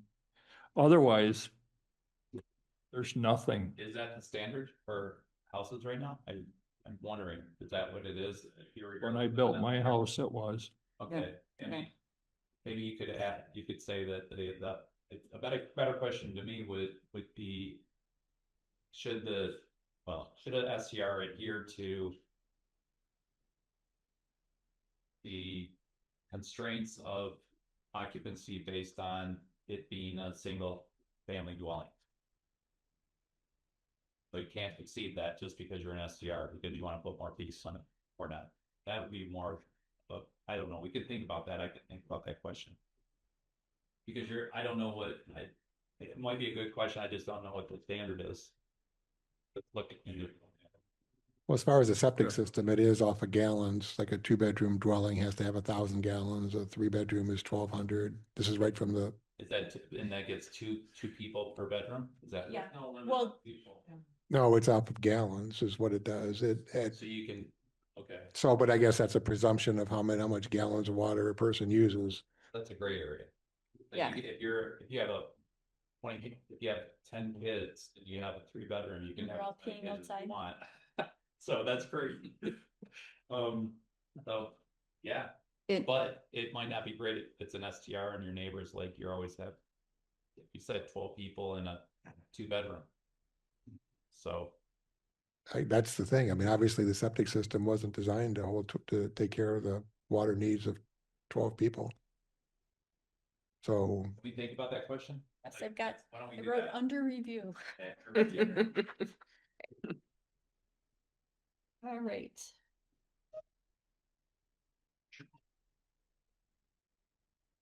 So for 43, is talking about the costs and who is bearing those costs, if it is.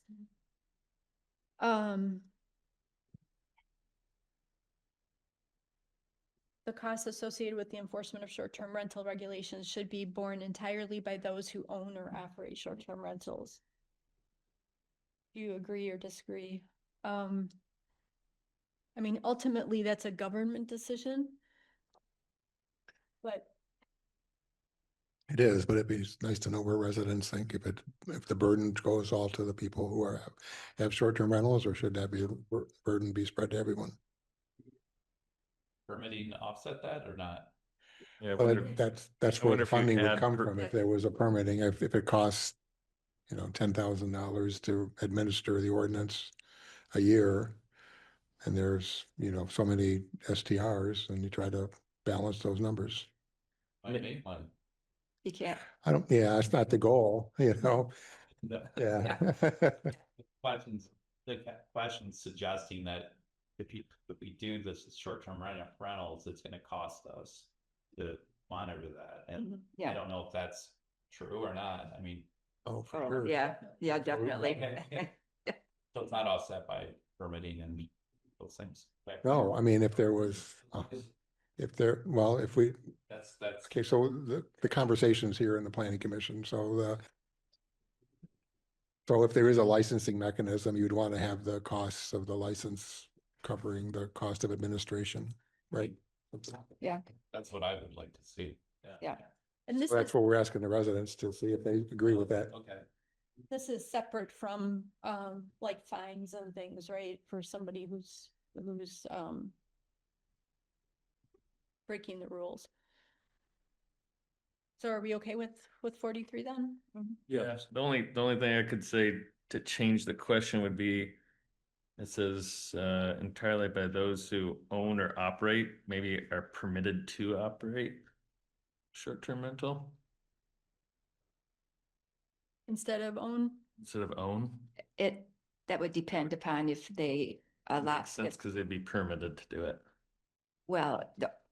by those who are permitted to operate short-term rentals, because own and operate, it could be, some people may own it and some people may not own the short-term rental. It might be a corporation. I'm thinking more of that. To me, that's why I'm interpreting it to mean I see where you're going with for that. operating a short-term rental, but you're not an Yeah. owner that lives there. I agree. Own or operate.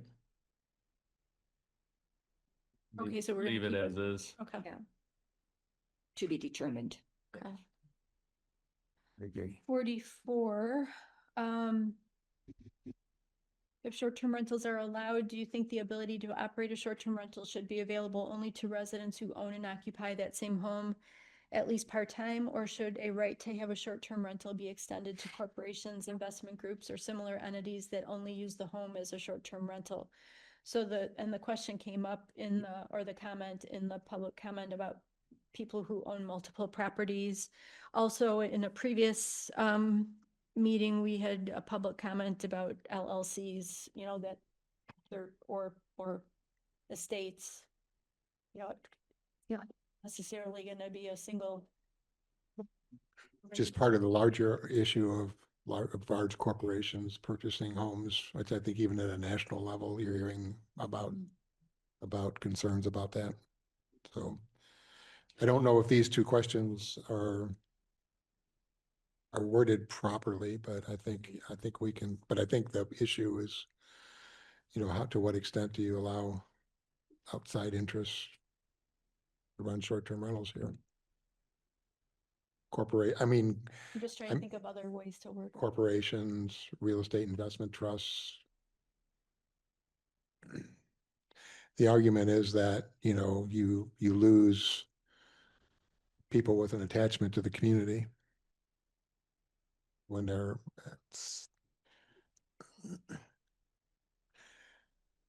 Local landowners? I'm just throwing out ideas. You legally constrain that? It seems like a Right. difficult, we would have our attorney look at the ordinance before it's passed. yeah, I'm just saying that this is like a difficult. Exclusionary. Even if you own it, you're an owner operator, probably put it in an LLC liability. I mean, Right. It's a lot of. Right. First, But you'd That still would be an owner occupied. it's just a very difficult thing to. Yeah. Okay, we need to look Yeah. at this one. But I feel like if we are sending this survey out and that's in there, and there may be people outside of right here that are more educated on this, and we don't want them to look at us like, you can't regulate that anyways, why would you ask me that? Like, we're gonna lose people's faith in us. So we need to make sure like we're not asking questions that we can't legally regulate anyway, so. Well, you could Well- just ask if the owner needs to occupy. Yeah. But as far as keeping, I mean, I know is the concern, the corporations, investments groups, but can you keep them out? I don't really know. Yeah, and then owner occupied, Don't want Does people that to mean- lose trust that we are trying to know what we're doing. so owner occupied for how long? A year, like over 6 months, or, to be a resident, should be restricted to resident well, it says residents, so.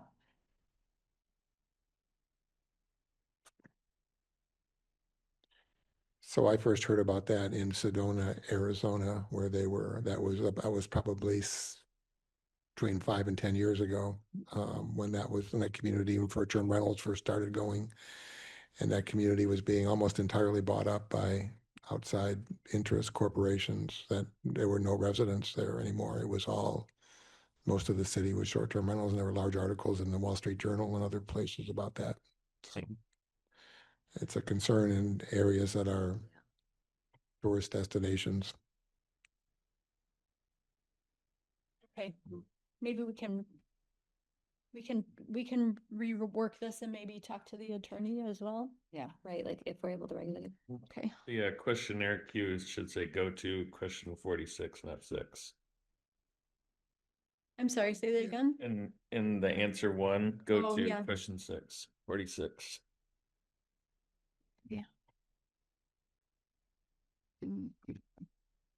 Okay, 45, I thought was the wording, Mary's comment seems a little editorial as written. And I think we can rework this one. So the concerns were specifically taking out some of the At the negative. very beginning, some residents have expressed concerns. Instead start, in some tourist areas, and remove large numbers, things like that are subjective. In some tourist areas, homes are purchased by outside corporations or investment entities for the purpose of creating short-term rentals. Those concerns include the lack of actual residents within the community, with community ties, and increased home prices. And then striking the rest of that sentence, and knowing this, does this raise very serious concerns, somewhat serious concerns, or only minor concerns, or no concerns at all? So this goes back to, ties in with 44. outside corporations. I like it. Cleans it up. Yeah, Yeah, take out the editorial stuff. yeah, exactly how you said it. Okay. 46 is where we're re-asking about short-term rentals, and Bernie has explained to us the reason that they asked this again. And are we comfortable asking it again? Yeah, I am. I am. Yeah. Yeah. Yeah, Scott? I would support it. Is it- Yeah. Okay. You know, Um. 47, what is the main reason why you would be in favor of short-term rentals in Whitewater Township? And 48, what is the main reason why you would oppose short-term rentals in Whitewater Township?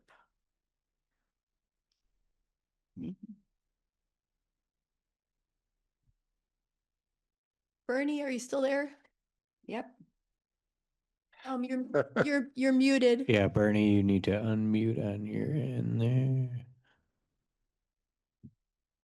I am still here. I didn't know I was unmuted. I made a couple comments and obviously you probably didn't hear them.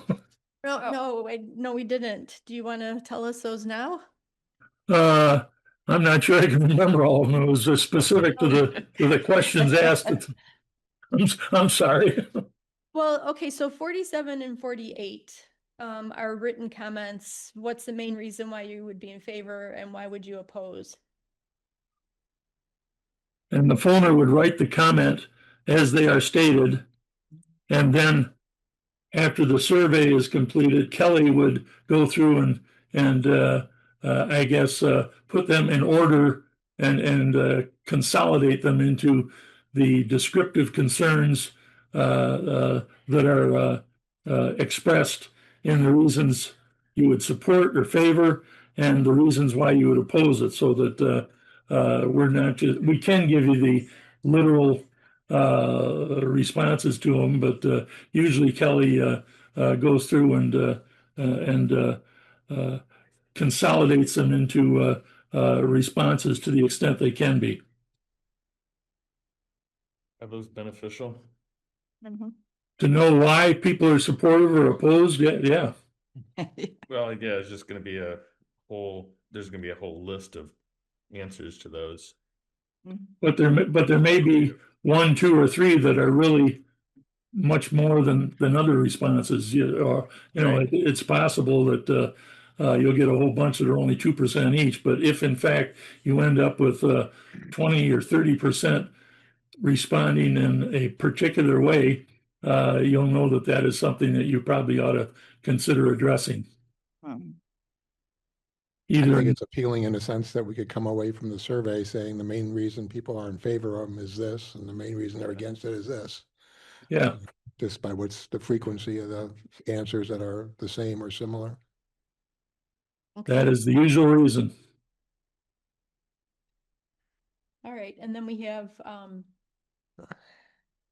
some demographic type questions. How long have you lived or owned property in Whitewater Township? Do you have children who are school age? Do you own or operate a business? How would you describe where your property in Whitewater Township is located? Are we okay with the way that it's been broken down? Except matching 53, and I know you didn't get to that with the Right. other question.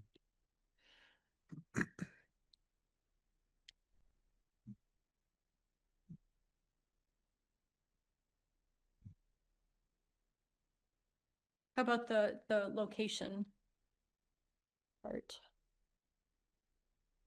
Question, which one? 53, 26 through 31. 53? 52, You say location? 52, 52? yeah. The northern part of the township, the middle of the township, the southern part of the township, not a township resident. Which would be Want to break it up? volunteered. Pardon me? Not a township resident, as you, that would be a volunteered response. If someone is not a township resident, they would say, I don't live in any particular area. I'm not a township resident, but that would be a volunteered response. And noted and coded as such. Are you referring to northern, middle, and southern? Mhm. Yes. Yeah.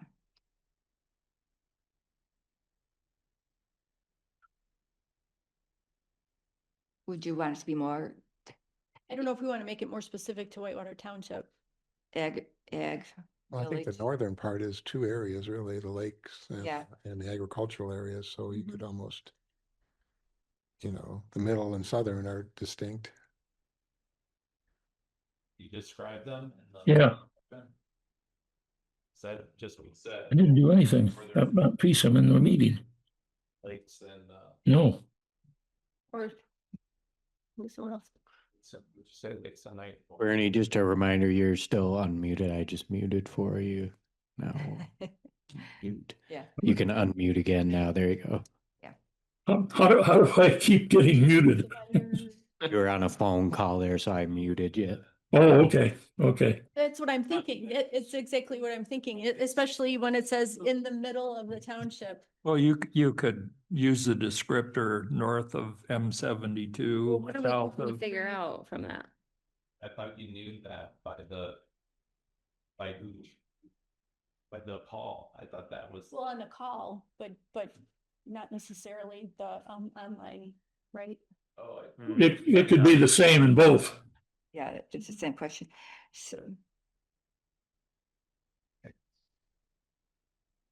So I understand 53 because you're rural or ag, Right. shoreline 53 and village.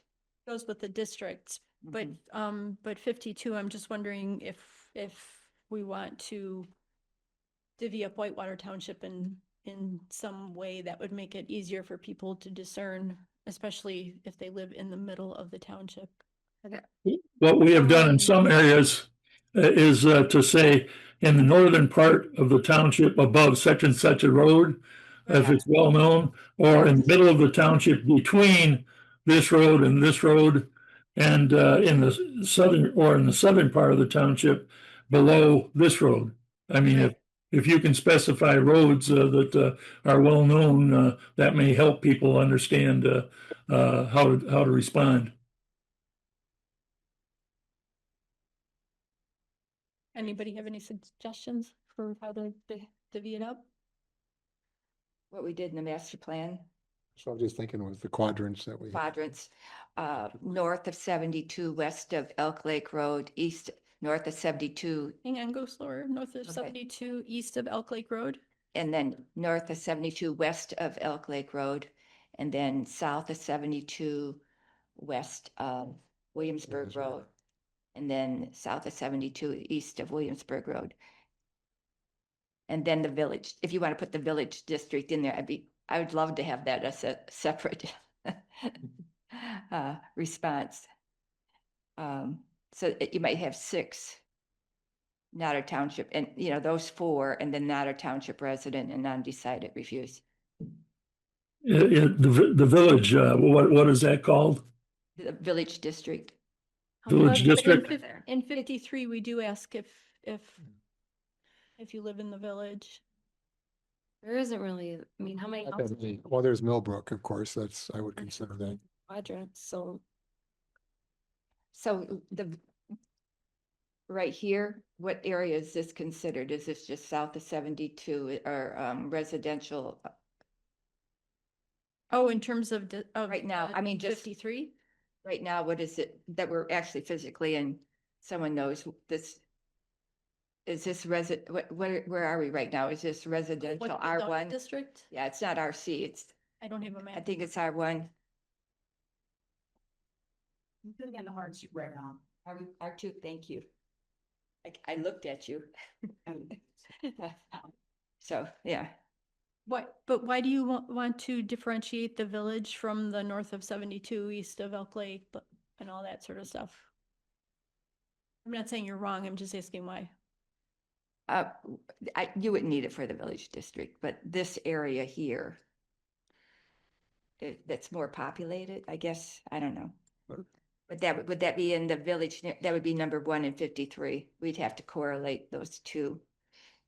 No, we're taking that out in number 1, aren't we? And 53? Are we changing that? Are you taking out 53? Oh, we could have in the village and strike out near the post office in Township Hall.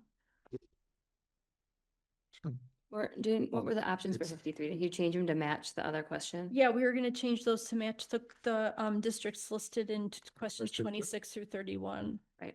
Which is commercial, ag, industrial, residential on the shoreline and waterway, other residential areas / subdivisions, and recreational areas. And that's a different question back there because we're asking where should they be allowed? Right. Right. And this is demographics at This the is end. asking where the response is coming from. Where they live. Where they live, yeah. But It makes sense to be the same. then. yeah, I agree. I would agree. Yeah. Gotcha. Are we good on 52 and 53 then? So we'll use the same quadrants we used for the master plan on 52. And 52, Mhm. yes, And match 53 and whatever the other Right. question were. be the same as the other one. Yep. Right. Okay. What year were you born? Yearly household income and gender. If they refuse to answer what year you were born, we then would ask them, would you please tell me in which of the following categories your age falls? Please stop me when I get to the category that applies to you. Sometimes people will refuse to give you the specific date, and all of them get plugged into the correct range anyways. And the household income question. Can you tell us about that? You will often find differences in opinion based on income. Those with upper incomes may have different opinions about the issue than those with very low incomes, and middle income folks may have different opinions than others. Unless you think that income would not be important, my guess is that if you don't ask it, why you won't know whether or not there's a difference based on income. And then if there is, by then in your messaging and your comments about your proposed policy, you can reference what some of the differences are. People are concerned about this of lower income. People with other upper income are more supportive of this approach.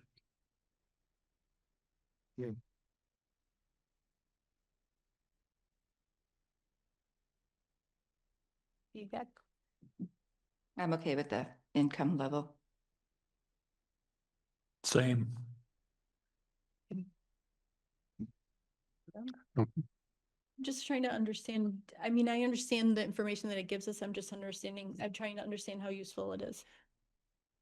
I'm just kind of wondering how we would change anything based upon Right. That's what information okay, so people higher need to- income people think this and lower income people think that. I don't know how that influences the regulations any. If there are regulations. I don't. Right.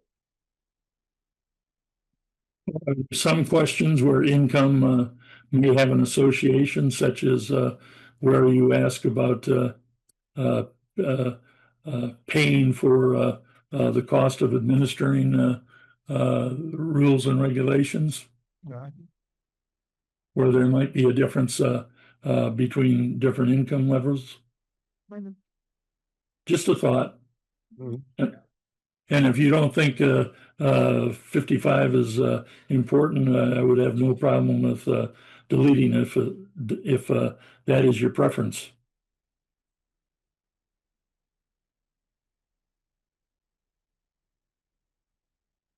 I feel like whenever I'm asked that question, it's because they want to target ads to me.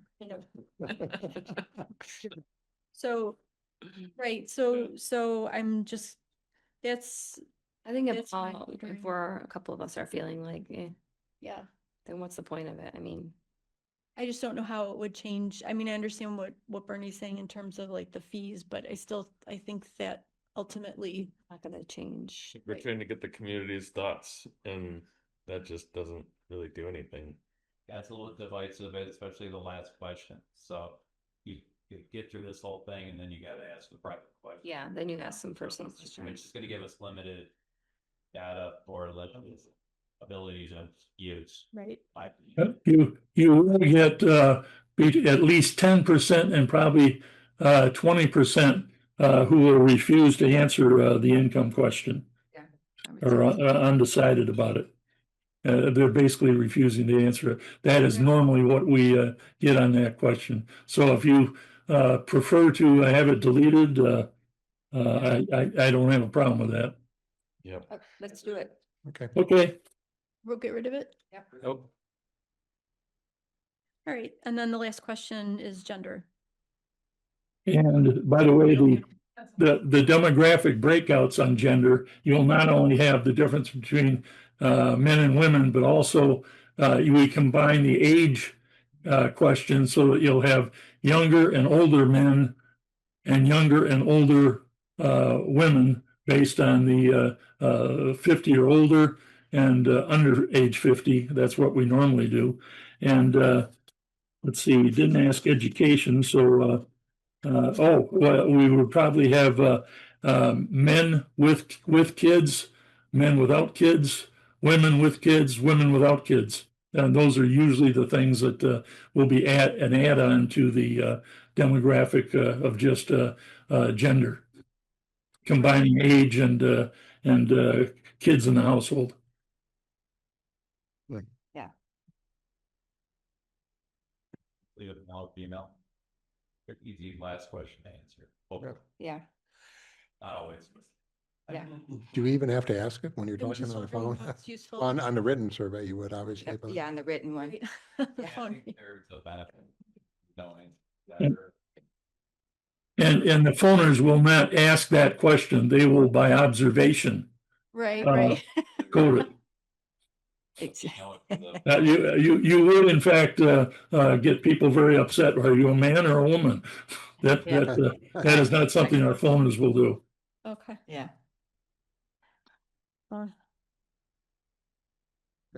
We're okay with leaving it? Yeah. Okay. If they don't want to answer it, they won't.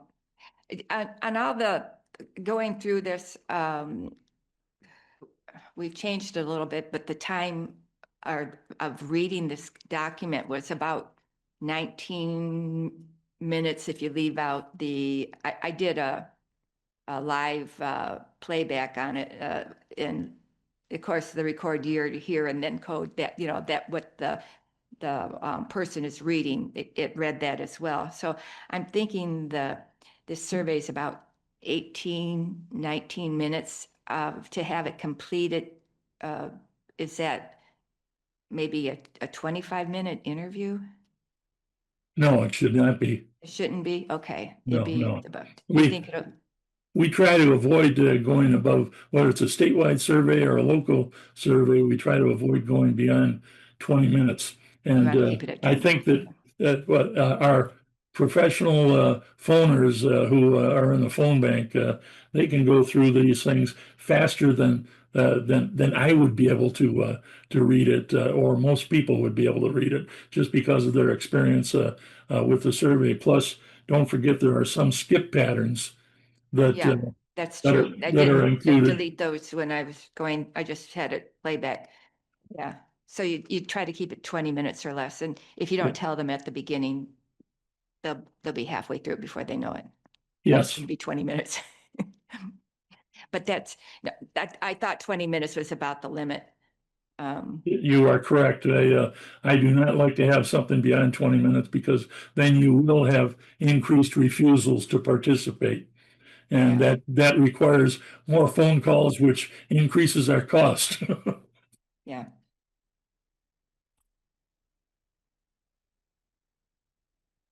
So I have a question or an issue that we didn't ask here, and I just throw this out to the planning commission to see if this is something you would like to add. And that's the question of if short-term rentals were allowed in Whitewater Township, do you think it's appropriate to limit the total number of them allowed? if there's a licensing mechanism, I believe East Bay has a total number as the maximum that they decided was enough, which I don't think they're near it from what I understand, but I don't know much about what's going on over there. But is that a question that we need to know? I think When that- you ask that question, are you thinking that there would be categories or numbers that they can choose from?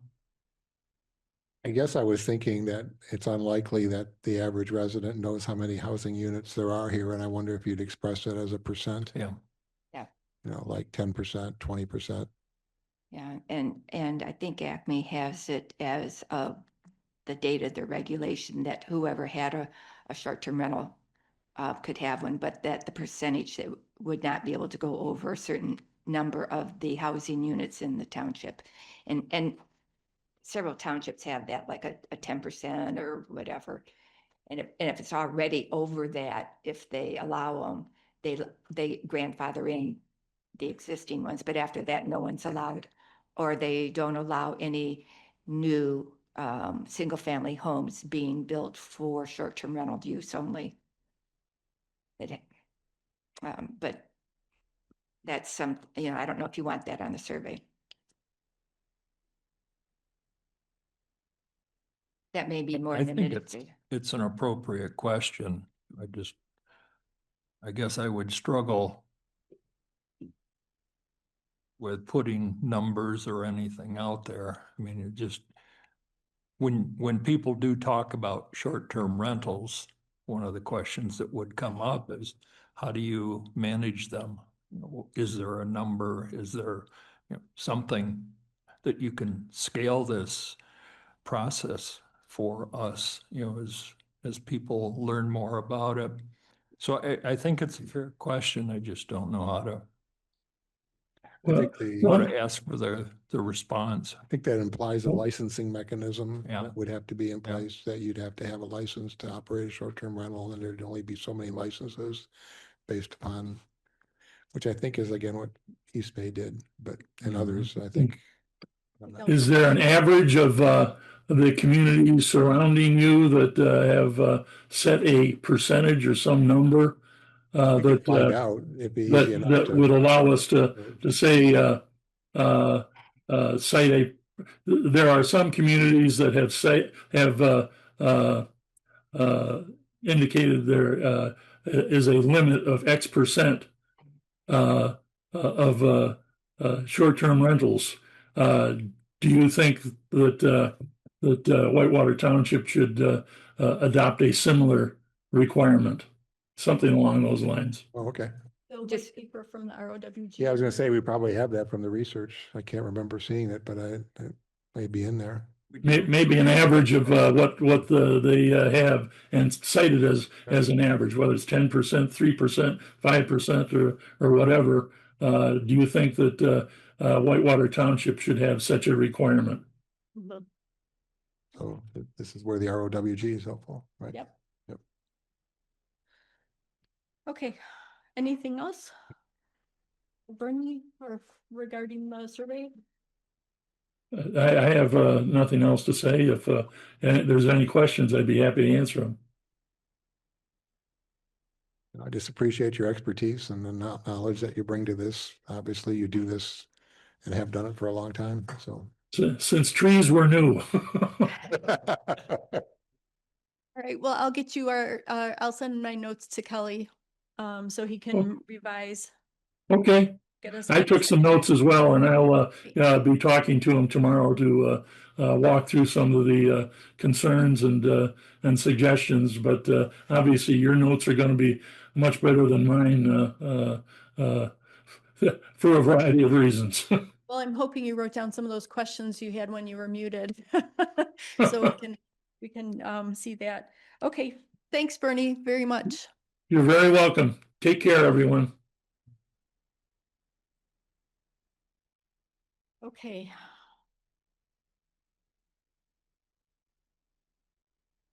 Any general comments about that? Like- All right, joint meeting dates.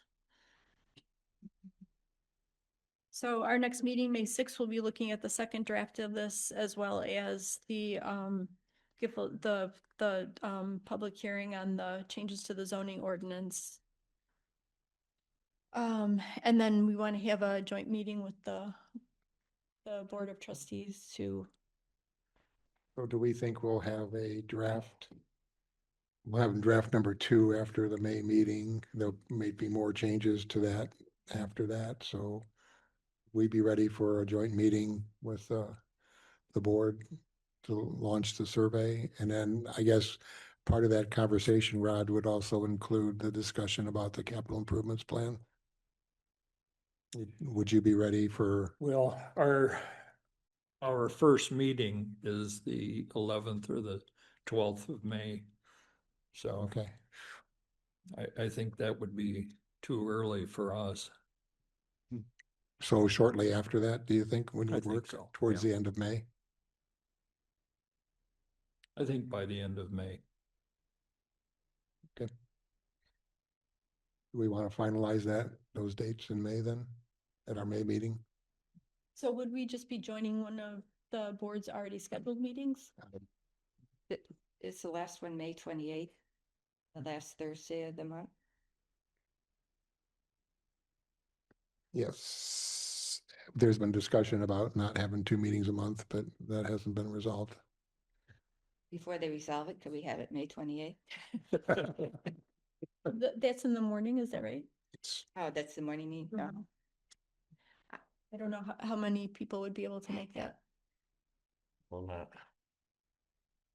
A morning We will meeting? make an evening meeting, or are you just not available that day? Just not available in the morning, Okay. but Okay. I can't do evening that day. It's a ZBA meeting. Oh, the ZBA, if they have one? Thursday. Okay. So should we want to discuss this on May 4th or May 6th, I guess? Okay. Sure. That'll be close here. Yeah. Right. When you said you're gonna have a meeting with the your group on the 12th of May? And It has not been confirmed yet. okay, are you 11th. planning on, I'm sorry, are you planning on having 2 a month? Or just one? I think we'll have one to just talk through a structure. And Okay. that would be what I would expect to present to the board, that this is Okay, how we're going to approach the data. We won't have data.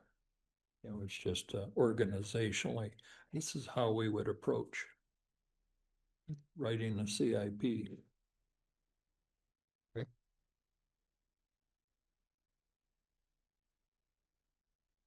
Okay, so our next meeting is May 6th. If nobody has anything else, we'll go back to public comment.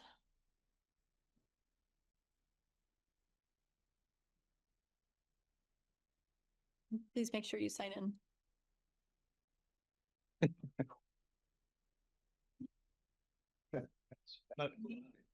Rob Vermeer, 9531 Playstrom. The question I have a problem with does not have a number in front of it.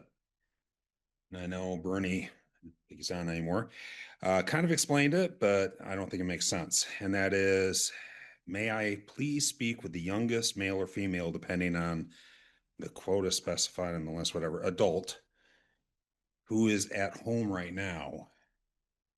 I think what you're trying to get through all of this is what the residents want. At any given moment, one of my adult children from downstate could be in our house. And if that question is asked, they're going to be on the phone then. Not my wife, not myself. We're the homeowners. We're the ones that are invested in the community. So I don't know how you could rephrase that, whether you say the youngest homeowner or whatever it is, but I would encourage that to be a little different. Otherwise, you may get responses from somebody who doesn't even live here. And then the other thing would be, you talked about taking some stuff out, and that would be great, because I think the shorter you can make the survey, the better you're going to get responses. Because a lot of people, if they, personally, I get on the phone, I'd say, how long is this going to take? If they said 20 minutes, I'd pass. So that's just what I think. And that's it for me. Just fill this out quick.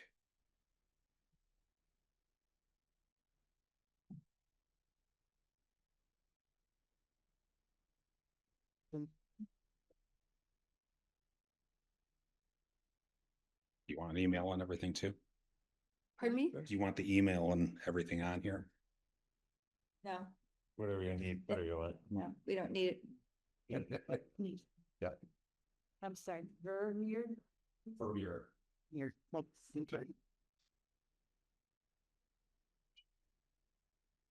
So later. Vern Gutnick, 6801 Bunker Hill. I've been in the corporate world for over 40 years, and I've been through numerous surveys, and you can get any answer you want by how you word those surveys. And I can tell you, just listening to this and reading some of the, there's a lot of leading questions, words in these surveys that would tend to lead you one way or the other. And Randy, I really appreciate what you did on the master plan. And I appreciate that you guys are looking for input from the people here in the people in the township here. I've owned my house for over 20 years, but I'm not a resident yet. I'm not a voter here, registered voter. So I just want to put that out on the table here too. Just put yourself in a situation where you get a phone call from somebody that you have absolutely no idea who it is. And they say, I want to talk to the youngest person in the house. Just put yourself in that situation. First of all, I don't have a landline. I have only a cell phone. My wife has a cell phone. My kids have a cell phone. I don't answer the cell phone unless I know who it is. And if it's important, you'll leave a message and I'll call you back. So, and then you're going to call, you're going to have, and I've coached my kids to do the same thing. And so I'm trying to go through some of this. So, and then, as Bernie said, well, the accuracy of this survey has been really good. What's the definition of accuracy? Is it you got the answer you wanted to get? Is that what the answer, is that what accuracy is? That's not a good survey. I liked what you guys did on the master plan. If you want to send me a survey that comes from Whitewater Township, and I know it came from Whitewater Township, and I'll fill it out and I'll drop it off here. God bless it. I'll fill it out in a minute and get it back to you. You call me up and you tell me it's going to be 20 minutes on the phone with the youngest person in the house. And you call me up and I'm supposed to give it to that youngest person in the house. That ain't going to happen. Not in my household, it's not. And if you ask me more than 5 questions, I'm hanging up. 50 questions? Come on. I'm just going to comment really one that I wrote down here. Question number 9. It was one of these. Do you need, it was something, have you had good experiences? Yes or no? What's a good experience if you had somebody next to you? Did they come over and party with you? Did they do something, or did you have a bad experience? Yes and no, or positive or negative, or no comment. You know, positive or negative, it's black and white. Sometimes we've done dozens and dozens of short-term rentals over the last maybe 5 or 6 years down south, North Carolina, South Carolina. When you do it through Verbo and you do it through Airbnb, there's a survey that the landlord puts out and survey that the renter puts out. And you get those accumulations of, was it a good experience? Was it dirty? Was it clean? Was it this and that? You get evaluated. And I'm sure I heard you say something. You've been through that whole survey thing. So you know who's good and who's bad. This method of calling people, he's been doing it for 50 years. Maybe 30 years ago it was good. Not in today's world of privacy and spams. If you're calling me up and asking me questions like that, and then you're going to ask me, how old are you? How much money are you making? Blah, blah, blah. Come on. That's just, it's not going to happen. It's just the spams and the privacy questions are just ridiculous. I wish you would do a survey. It's a waste of money. I'll be honest with you. If you're going to pay somebody to make phone calls, that's just a waste of money. I would rather spend that money on a written survey that you send to me. I'll fill it out. My household will fill it out.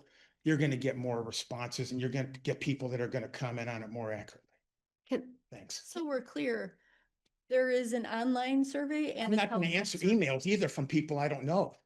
you're gonna get a postcard that's gonna require you to actually sign in. Well, then why don't you save all of that money in a survey and just send me the survey or send me that postcard to do it on that?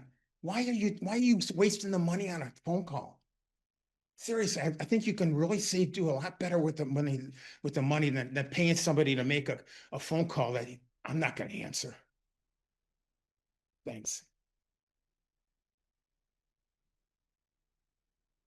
Anybody else? Try to be quick. Randy Steelman, Chris Road. I don't believe for a second that the phone calls could be more reliable than the internet with all the people in nowadays. But whatever, they got data to prove it from 50 years ago. I wanted to thank Bernie. He's gone. Thank you guys. You guys' questions tonight were spot on. I felt like you guys were working for us tonight very well. Thank you. One thing, when people speak up or they don't speak up, that usually shows if they care or not. So if you send out a survey and nobody shows up to the survey except for these 5 people, those 5 people care, the other people don't care. I know that's not always true, but you have to kind of think of that. The people who show up and talk are the ones that have something to say, and they're the ones that the other people just don't care that much. So it's not hurting them or benefiting them or whatever. But I felt like a lot of these questions are kind of leading, educating, informing, and then leading decisions. We heard that. One of the positives you guys asked for, and I think it's the most important positive of all with around here, is local jobs. Does it affect local jobs? It brings in cleaners, landscapers, builders, plumbers, house upgrades, local business to them. And that to me is the most important thing in a town that has, we have very, very little jobs, very, very little manufacturing. We all have to go to Traverse City or somewhere else. And we're trying to get away from that. And who's building in recreational areas? That's on there. You could probably get rid of that line and save some time. There's no laws saying 2 people per room. I build houses all the time. People have 15 people living in their house. We know that's wrong, that for renting and stuff like that. Most places, and I've rented all over the world, are usually 2 people per room plus so many more because they have kids and things like that. So that's pretty typical. I've never seen it otherwise. 42 is stating misinformation. Oh, that's the same thing. Okay, 45, we already have a problem with not enough residents here. By letting people rent their houses out, it will allow young families to afford to live here. Otherwise, they're not going to be able to. Could be on there. 52 should be. I don't even know what that means right now. Sorry. And as far as the village goes, like 15 people live in the village or something. This is whatever that is here. It's a really small area. So I like your guys' way that you're going to chop it up more proper for our area. And clearly most of these things are for, they're just generic. They have a form you paid for and they filled in the blank with whatever cities usually have. Thank you guys tonight. I appreciate what you're doing or trying to do. So.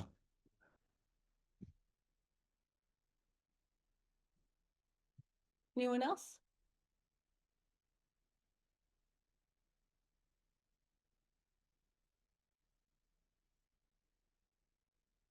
Mike Jacobson, Skewmark Point Road. I agree with everything everybody just said, especially this gentleman off Bunker Hill Road. I'm sorry, I forgot your problem. Vern is very clearly spoken, very well spoken, and I agree with everything he says. With the world we live in today, somebody calling and asking all those personal questions, like if I had small kids in the house, there's no way they're talking that I'm giving them any of that information. None of it. I think this survey, a lot of these questions are very leading. I liked Randy's comment, something to the effect of, how do you make a change with some of this information? And like, for me, I sat here listening to all this and I kept thinking the same thing over and over and over. What does how much property I own got to do with short-term rentals? And even if you got that demographic and you know that the people with more property have a different opinion, what does that got to do with the rules for short-term rentals? That's and what Randy said about you guys working for us tonight. I was very impressed with the conversation that you people were having amongst yourself. I think you are all smart enough people to make these rules up. The survey and all this time and energy we're spending and money we're spending on it just drags this thing farther down the road. You've already got a group of people in our community who lost revenue last year and will lose revenue again this year if we don't come up with some rules that they can follow. Like on these questions, if you're gonna be asking them and using this information, I don't think I think it's very important that you, in your plus, the things that short-term rentals help, I think it's very important that you make mention of the fact of how much blight it has already helped clean up in this township. There are many people through the course of all these months who've stood here and said, we've been able to make our property look better, our house is better, we've made our life better through this. And that's a plus, and it's not listed in here. So I wish it was. And I personally, I personally think that this survey thing is like skewed in one direction. And all this information is like a way to give you guys a way to twist it in the direction you want it to go. It's not about where you want it to go. It's where the community wants it to go. Our master plan supports short-term rentals. We need to come up with the rules. We already know the community supports it. There needs to be rules because there are people who are having problems with some of these short-term rentals. It's, I feel for those people, but it's a small part of the short-term rental people that are creating the problem. It's not the majority. Thank you for your time and effort. I think you did a good job tonight.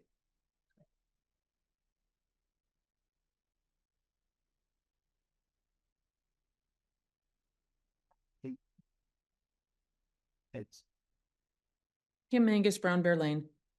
I want to thank you for particularly looking at the pros and cons, which were very not tied to this community, not tied to the previous input that you've received, and trying to tackle a big problem. When we did the master plan, not the last master plan, another master plan before that, and we did a survey, we had a small committee that spent literally, I think it was 6 weeks going over in small committees, going over each question until we hammered out as much of the bias as we could possible. I'm also encouraged that you're looking at having another review of this, because as much improvement as you have made this evening, there's that much more to go. This survey is way too complicated. Phone generated surveys in this day and age is ridiculous. It's not going to go anywhere. You are also dealing with a loaded question. I'm going to have some random stranger I don't know call and ask me on a question on a topic that could get me sued by the township. This is a problem. I don't know who you are. I'm not going to give you an honest answer if I know that I could be targeted. And maybe that's not true of other surveys this gentleman does, but it is here right now. Even if you are going forward with this survey in paper or online, hopefully not by phone, I totally agree with the length of the survey, and I will give you a specific example. Number 43. It is a paragraph long. That's in order to enforce the rules and restrictions of short-term rentals, Whitewater Township would like additional administrative costs associated with enforcement of the regulation. I'm not even halfway through. Try this. Should short-term rental licensing cover the cost of administration? Done. This can be shortened dramatically, and you will get much more relevant information. And the last item, the way this is written, there is a whole lot of educational material. This survey is written to form opinions, This survey is still not written to gather opinions. When you ask the question at the beginning, what is your opinion of short-term rentals? How should it be handled? And then you give a whole bunch of information, and then you ask the question again, how should we handle short-term rentals? That is a survey that is designed, specifically engineered to create and solicit movement in people's opinions. That question is only there for one reason, is to see if you were successful in convincing them to move one way or another. And that's inappropriate. Thank you.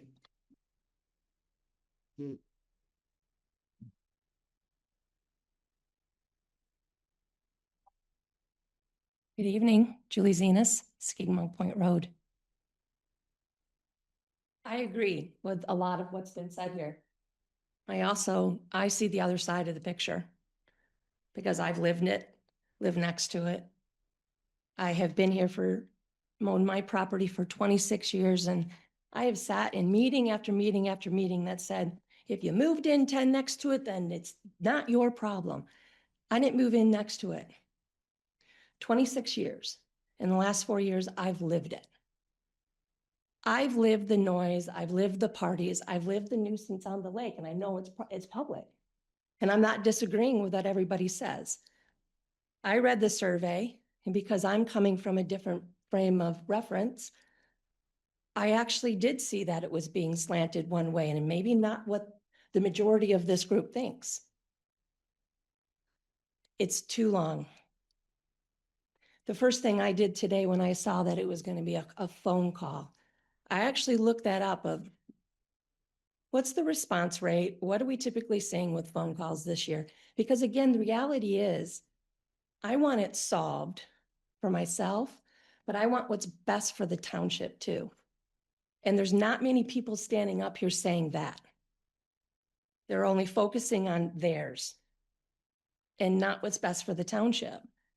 So I do think you need to shorten it.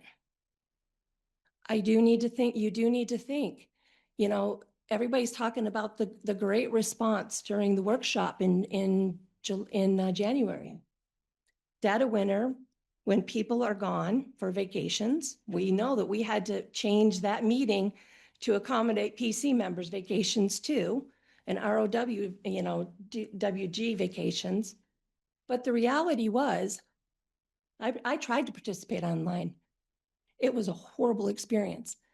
And you know what? I have yet to get the postcard saying that meeting's happening. So we have a mail problem. We have a forwarding problem. 62% of your parcel owners, or I would say housing owners, are non-homestead. You're going to depend on the mail to get that information out to them. So whatever you decide you need to do,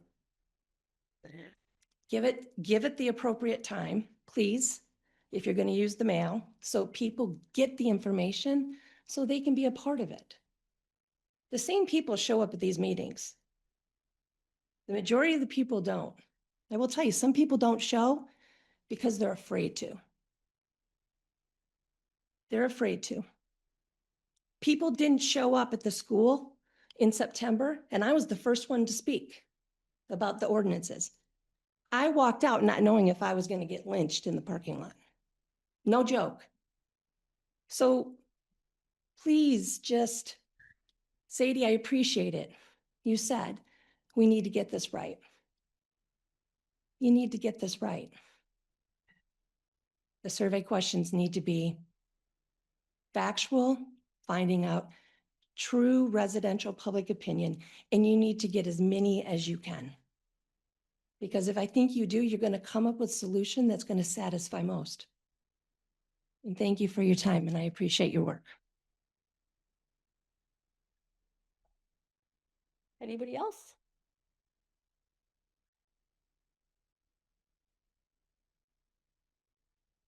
Can I have a motion to adjourn? PC comments, isn't it? No? There are PC comments. Yeah, we should present comments. Oh, I thought I just asked that. No?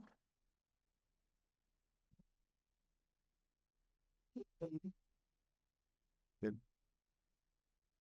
Do any PC Your comments? comments? Is there any comments from others? So just going forward, then the May 6th meeting, we'll review the survey questions again. The second draft. Second draft, okay.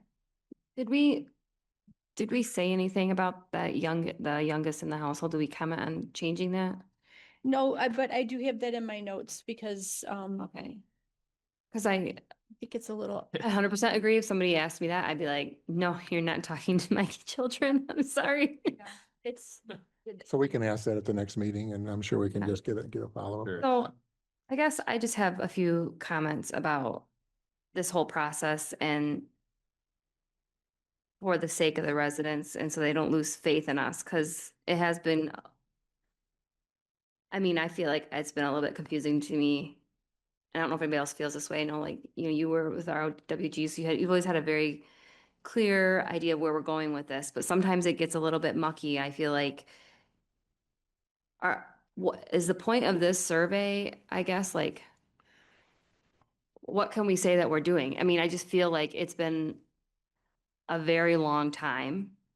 And from joining this, I've realized things take a lot longer than what you always think it should. But like, I think we owe them, the public, even just like a timeline, and maybe that will help us stay on track. I don't know, like, we gathered information, I feel like, at two big public events, and I feel like it's upsetting, I guess, to a lot of people in the township, and I understand that we still can't say, yes, we're writing an ordinance. No, we're not writing an ordinance. Like, yes, we're gonna allow it with restrictions, or no, we're not. I guess I can't understand why we're not there yet. And if I'm missing something, that's just not clear to me, I guess. Like, when people ask us this, and then there's the other side of it too, with, you know, people are saying like, is it allowed in the township? And I think, what can we do for them? There's been a lot of talk about what can we do in the meantime to help people out that are doing it? Because, yeah, it's not legal. However, it's very clear that it wasn't obvious to everybody in our township that it was illegal, because it's taken this court case to show the public, like, look, it wasn't legal. We had to go through all of this to show you that this is what it actually means, and this is what it means in Whitewater Township. So obviously, to the average eye, that wasn't legal. So in the people's defense that have been doing it, they didn't know for sure that they couldn't. But then there's the people on the other side that are against it, and they're waving that flag like, well, it's illegal. But nobody really knew what it came down to. I mean, the average person. So I just think, to both sides, I feel like we owe some explanation on, like, this is what we're trying, because it's not clear to me what we're doing with this survey, honestly.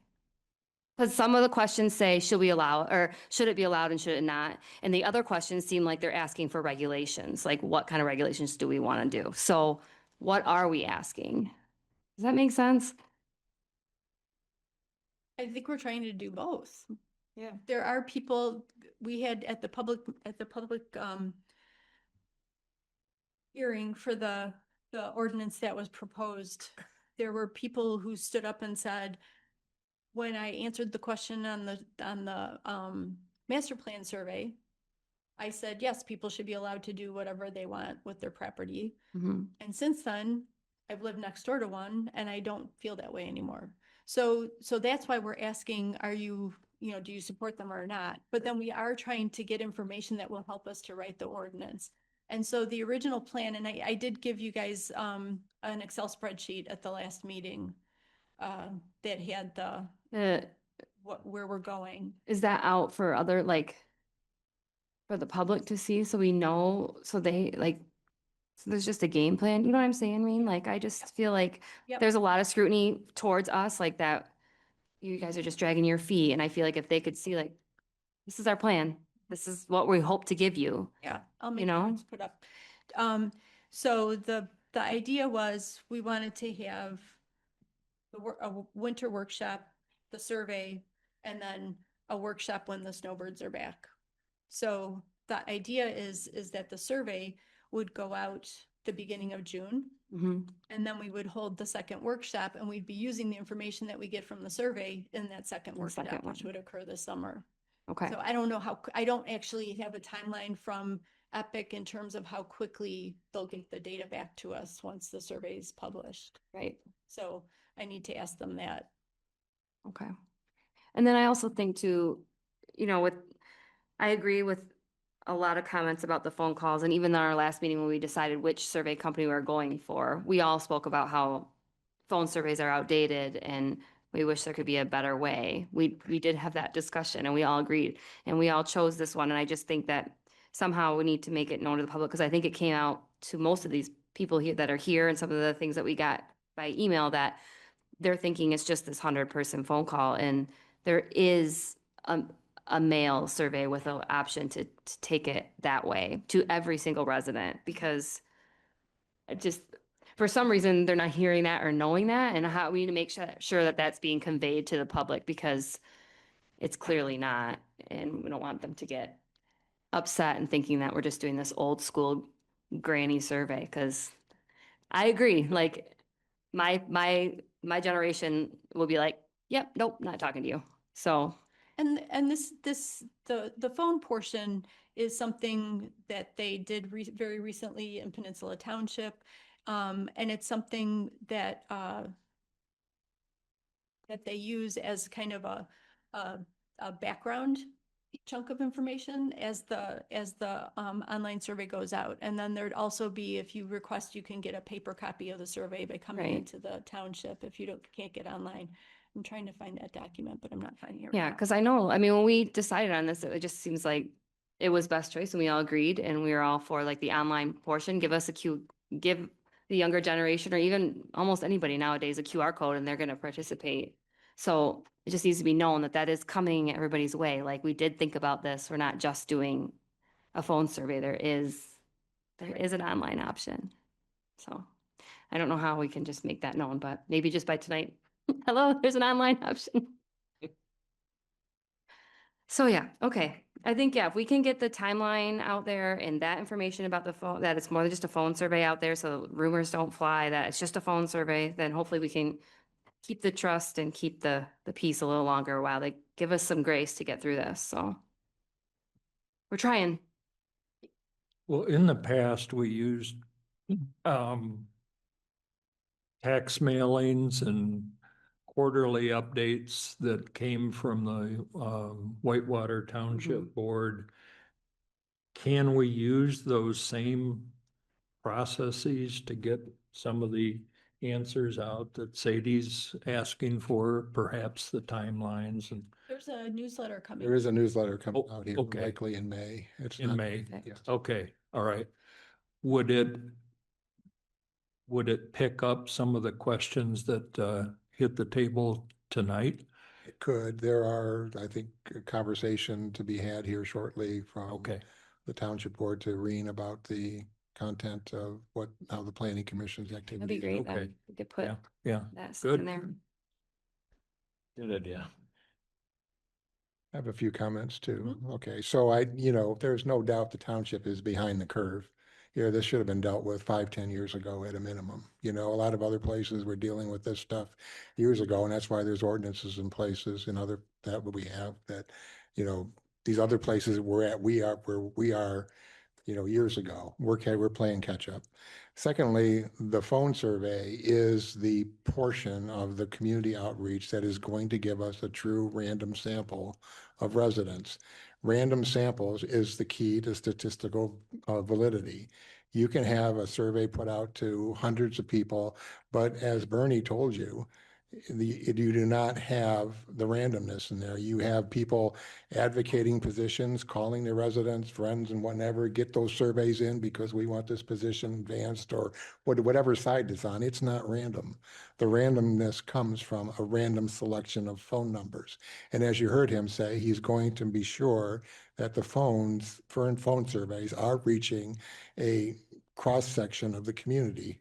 He's going to keep calling people until he gets to 100, which is his statistical assessment of how much of a sample we need to have a certain amount of reliability to it. You heard him say that he's done this since 1985. I'm going to trust, in my mind, the validity of a professional with training and experience. And as I said, I've seen his firm's name mentioned in political advertisements, across the state. Not just little old Whitewater Township. This is something that, is done, and we can throw out the anecdotal information now until the cows come home. But the fact is, there's nobody that's done a survey like this besides Bernie with his expertise that can help us guide us through this. And we're saying, we are going to have a survey that's available to every resident to fill out. We want everyone's opinion, but we're going to couple that with the phone survey, which is going to give us that statistical validity that we need. There's a whole science to statistics. I didn't like any of it in college, but I'll tell you that there's a whole lot to it there in terms of randomness and all of that. So, with hundreds of company or projects behind them, I'm confident that what we're going to get is something that we can hang our hat on as far as a good reading of what public attitudes are, and that then informs what the ordinance is going to say. The comment was made, we got to do it right. Absolutely.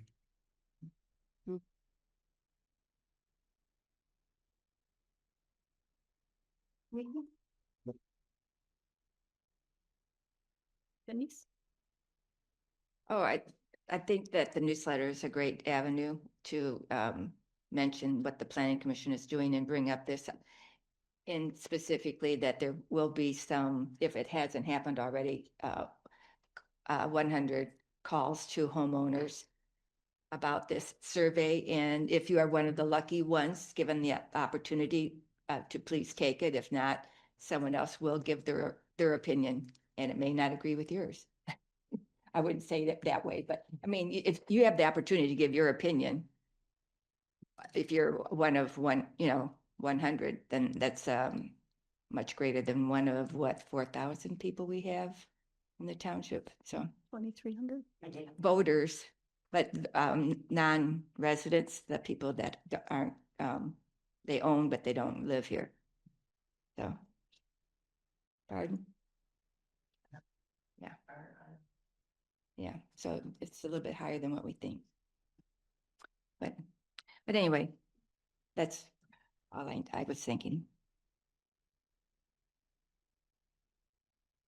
Be a roadmap on this also, like you were asking about next steps. I mean, if you guys want at the last meeting. No, I know you gave it to us. I just mean, in the In the newsletter. yeah, yeah, that's what, yeah. I didn't know. I know that we've seen it. I just think that like, if we could put it out there, because I think sometimes it comes off like we're just, oh, let's do this next. Okay, well, let's do this next, which really there has been a plan. Like your group worked hard on a plan. So we need to make sure that people know the plan, I guess, Okay. Yeah. All right. May I have a motion to adjourn? I would like to give a motion to adjourn. Elton in second. All in favor? I Opposed? 9:57. 9:57.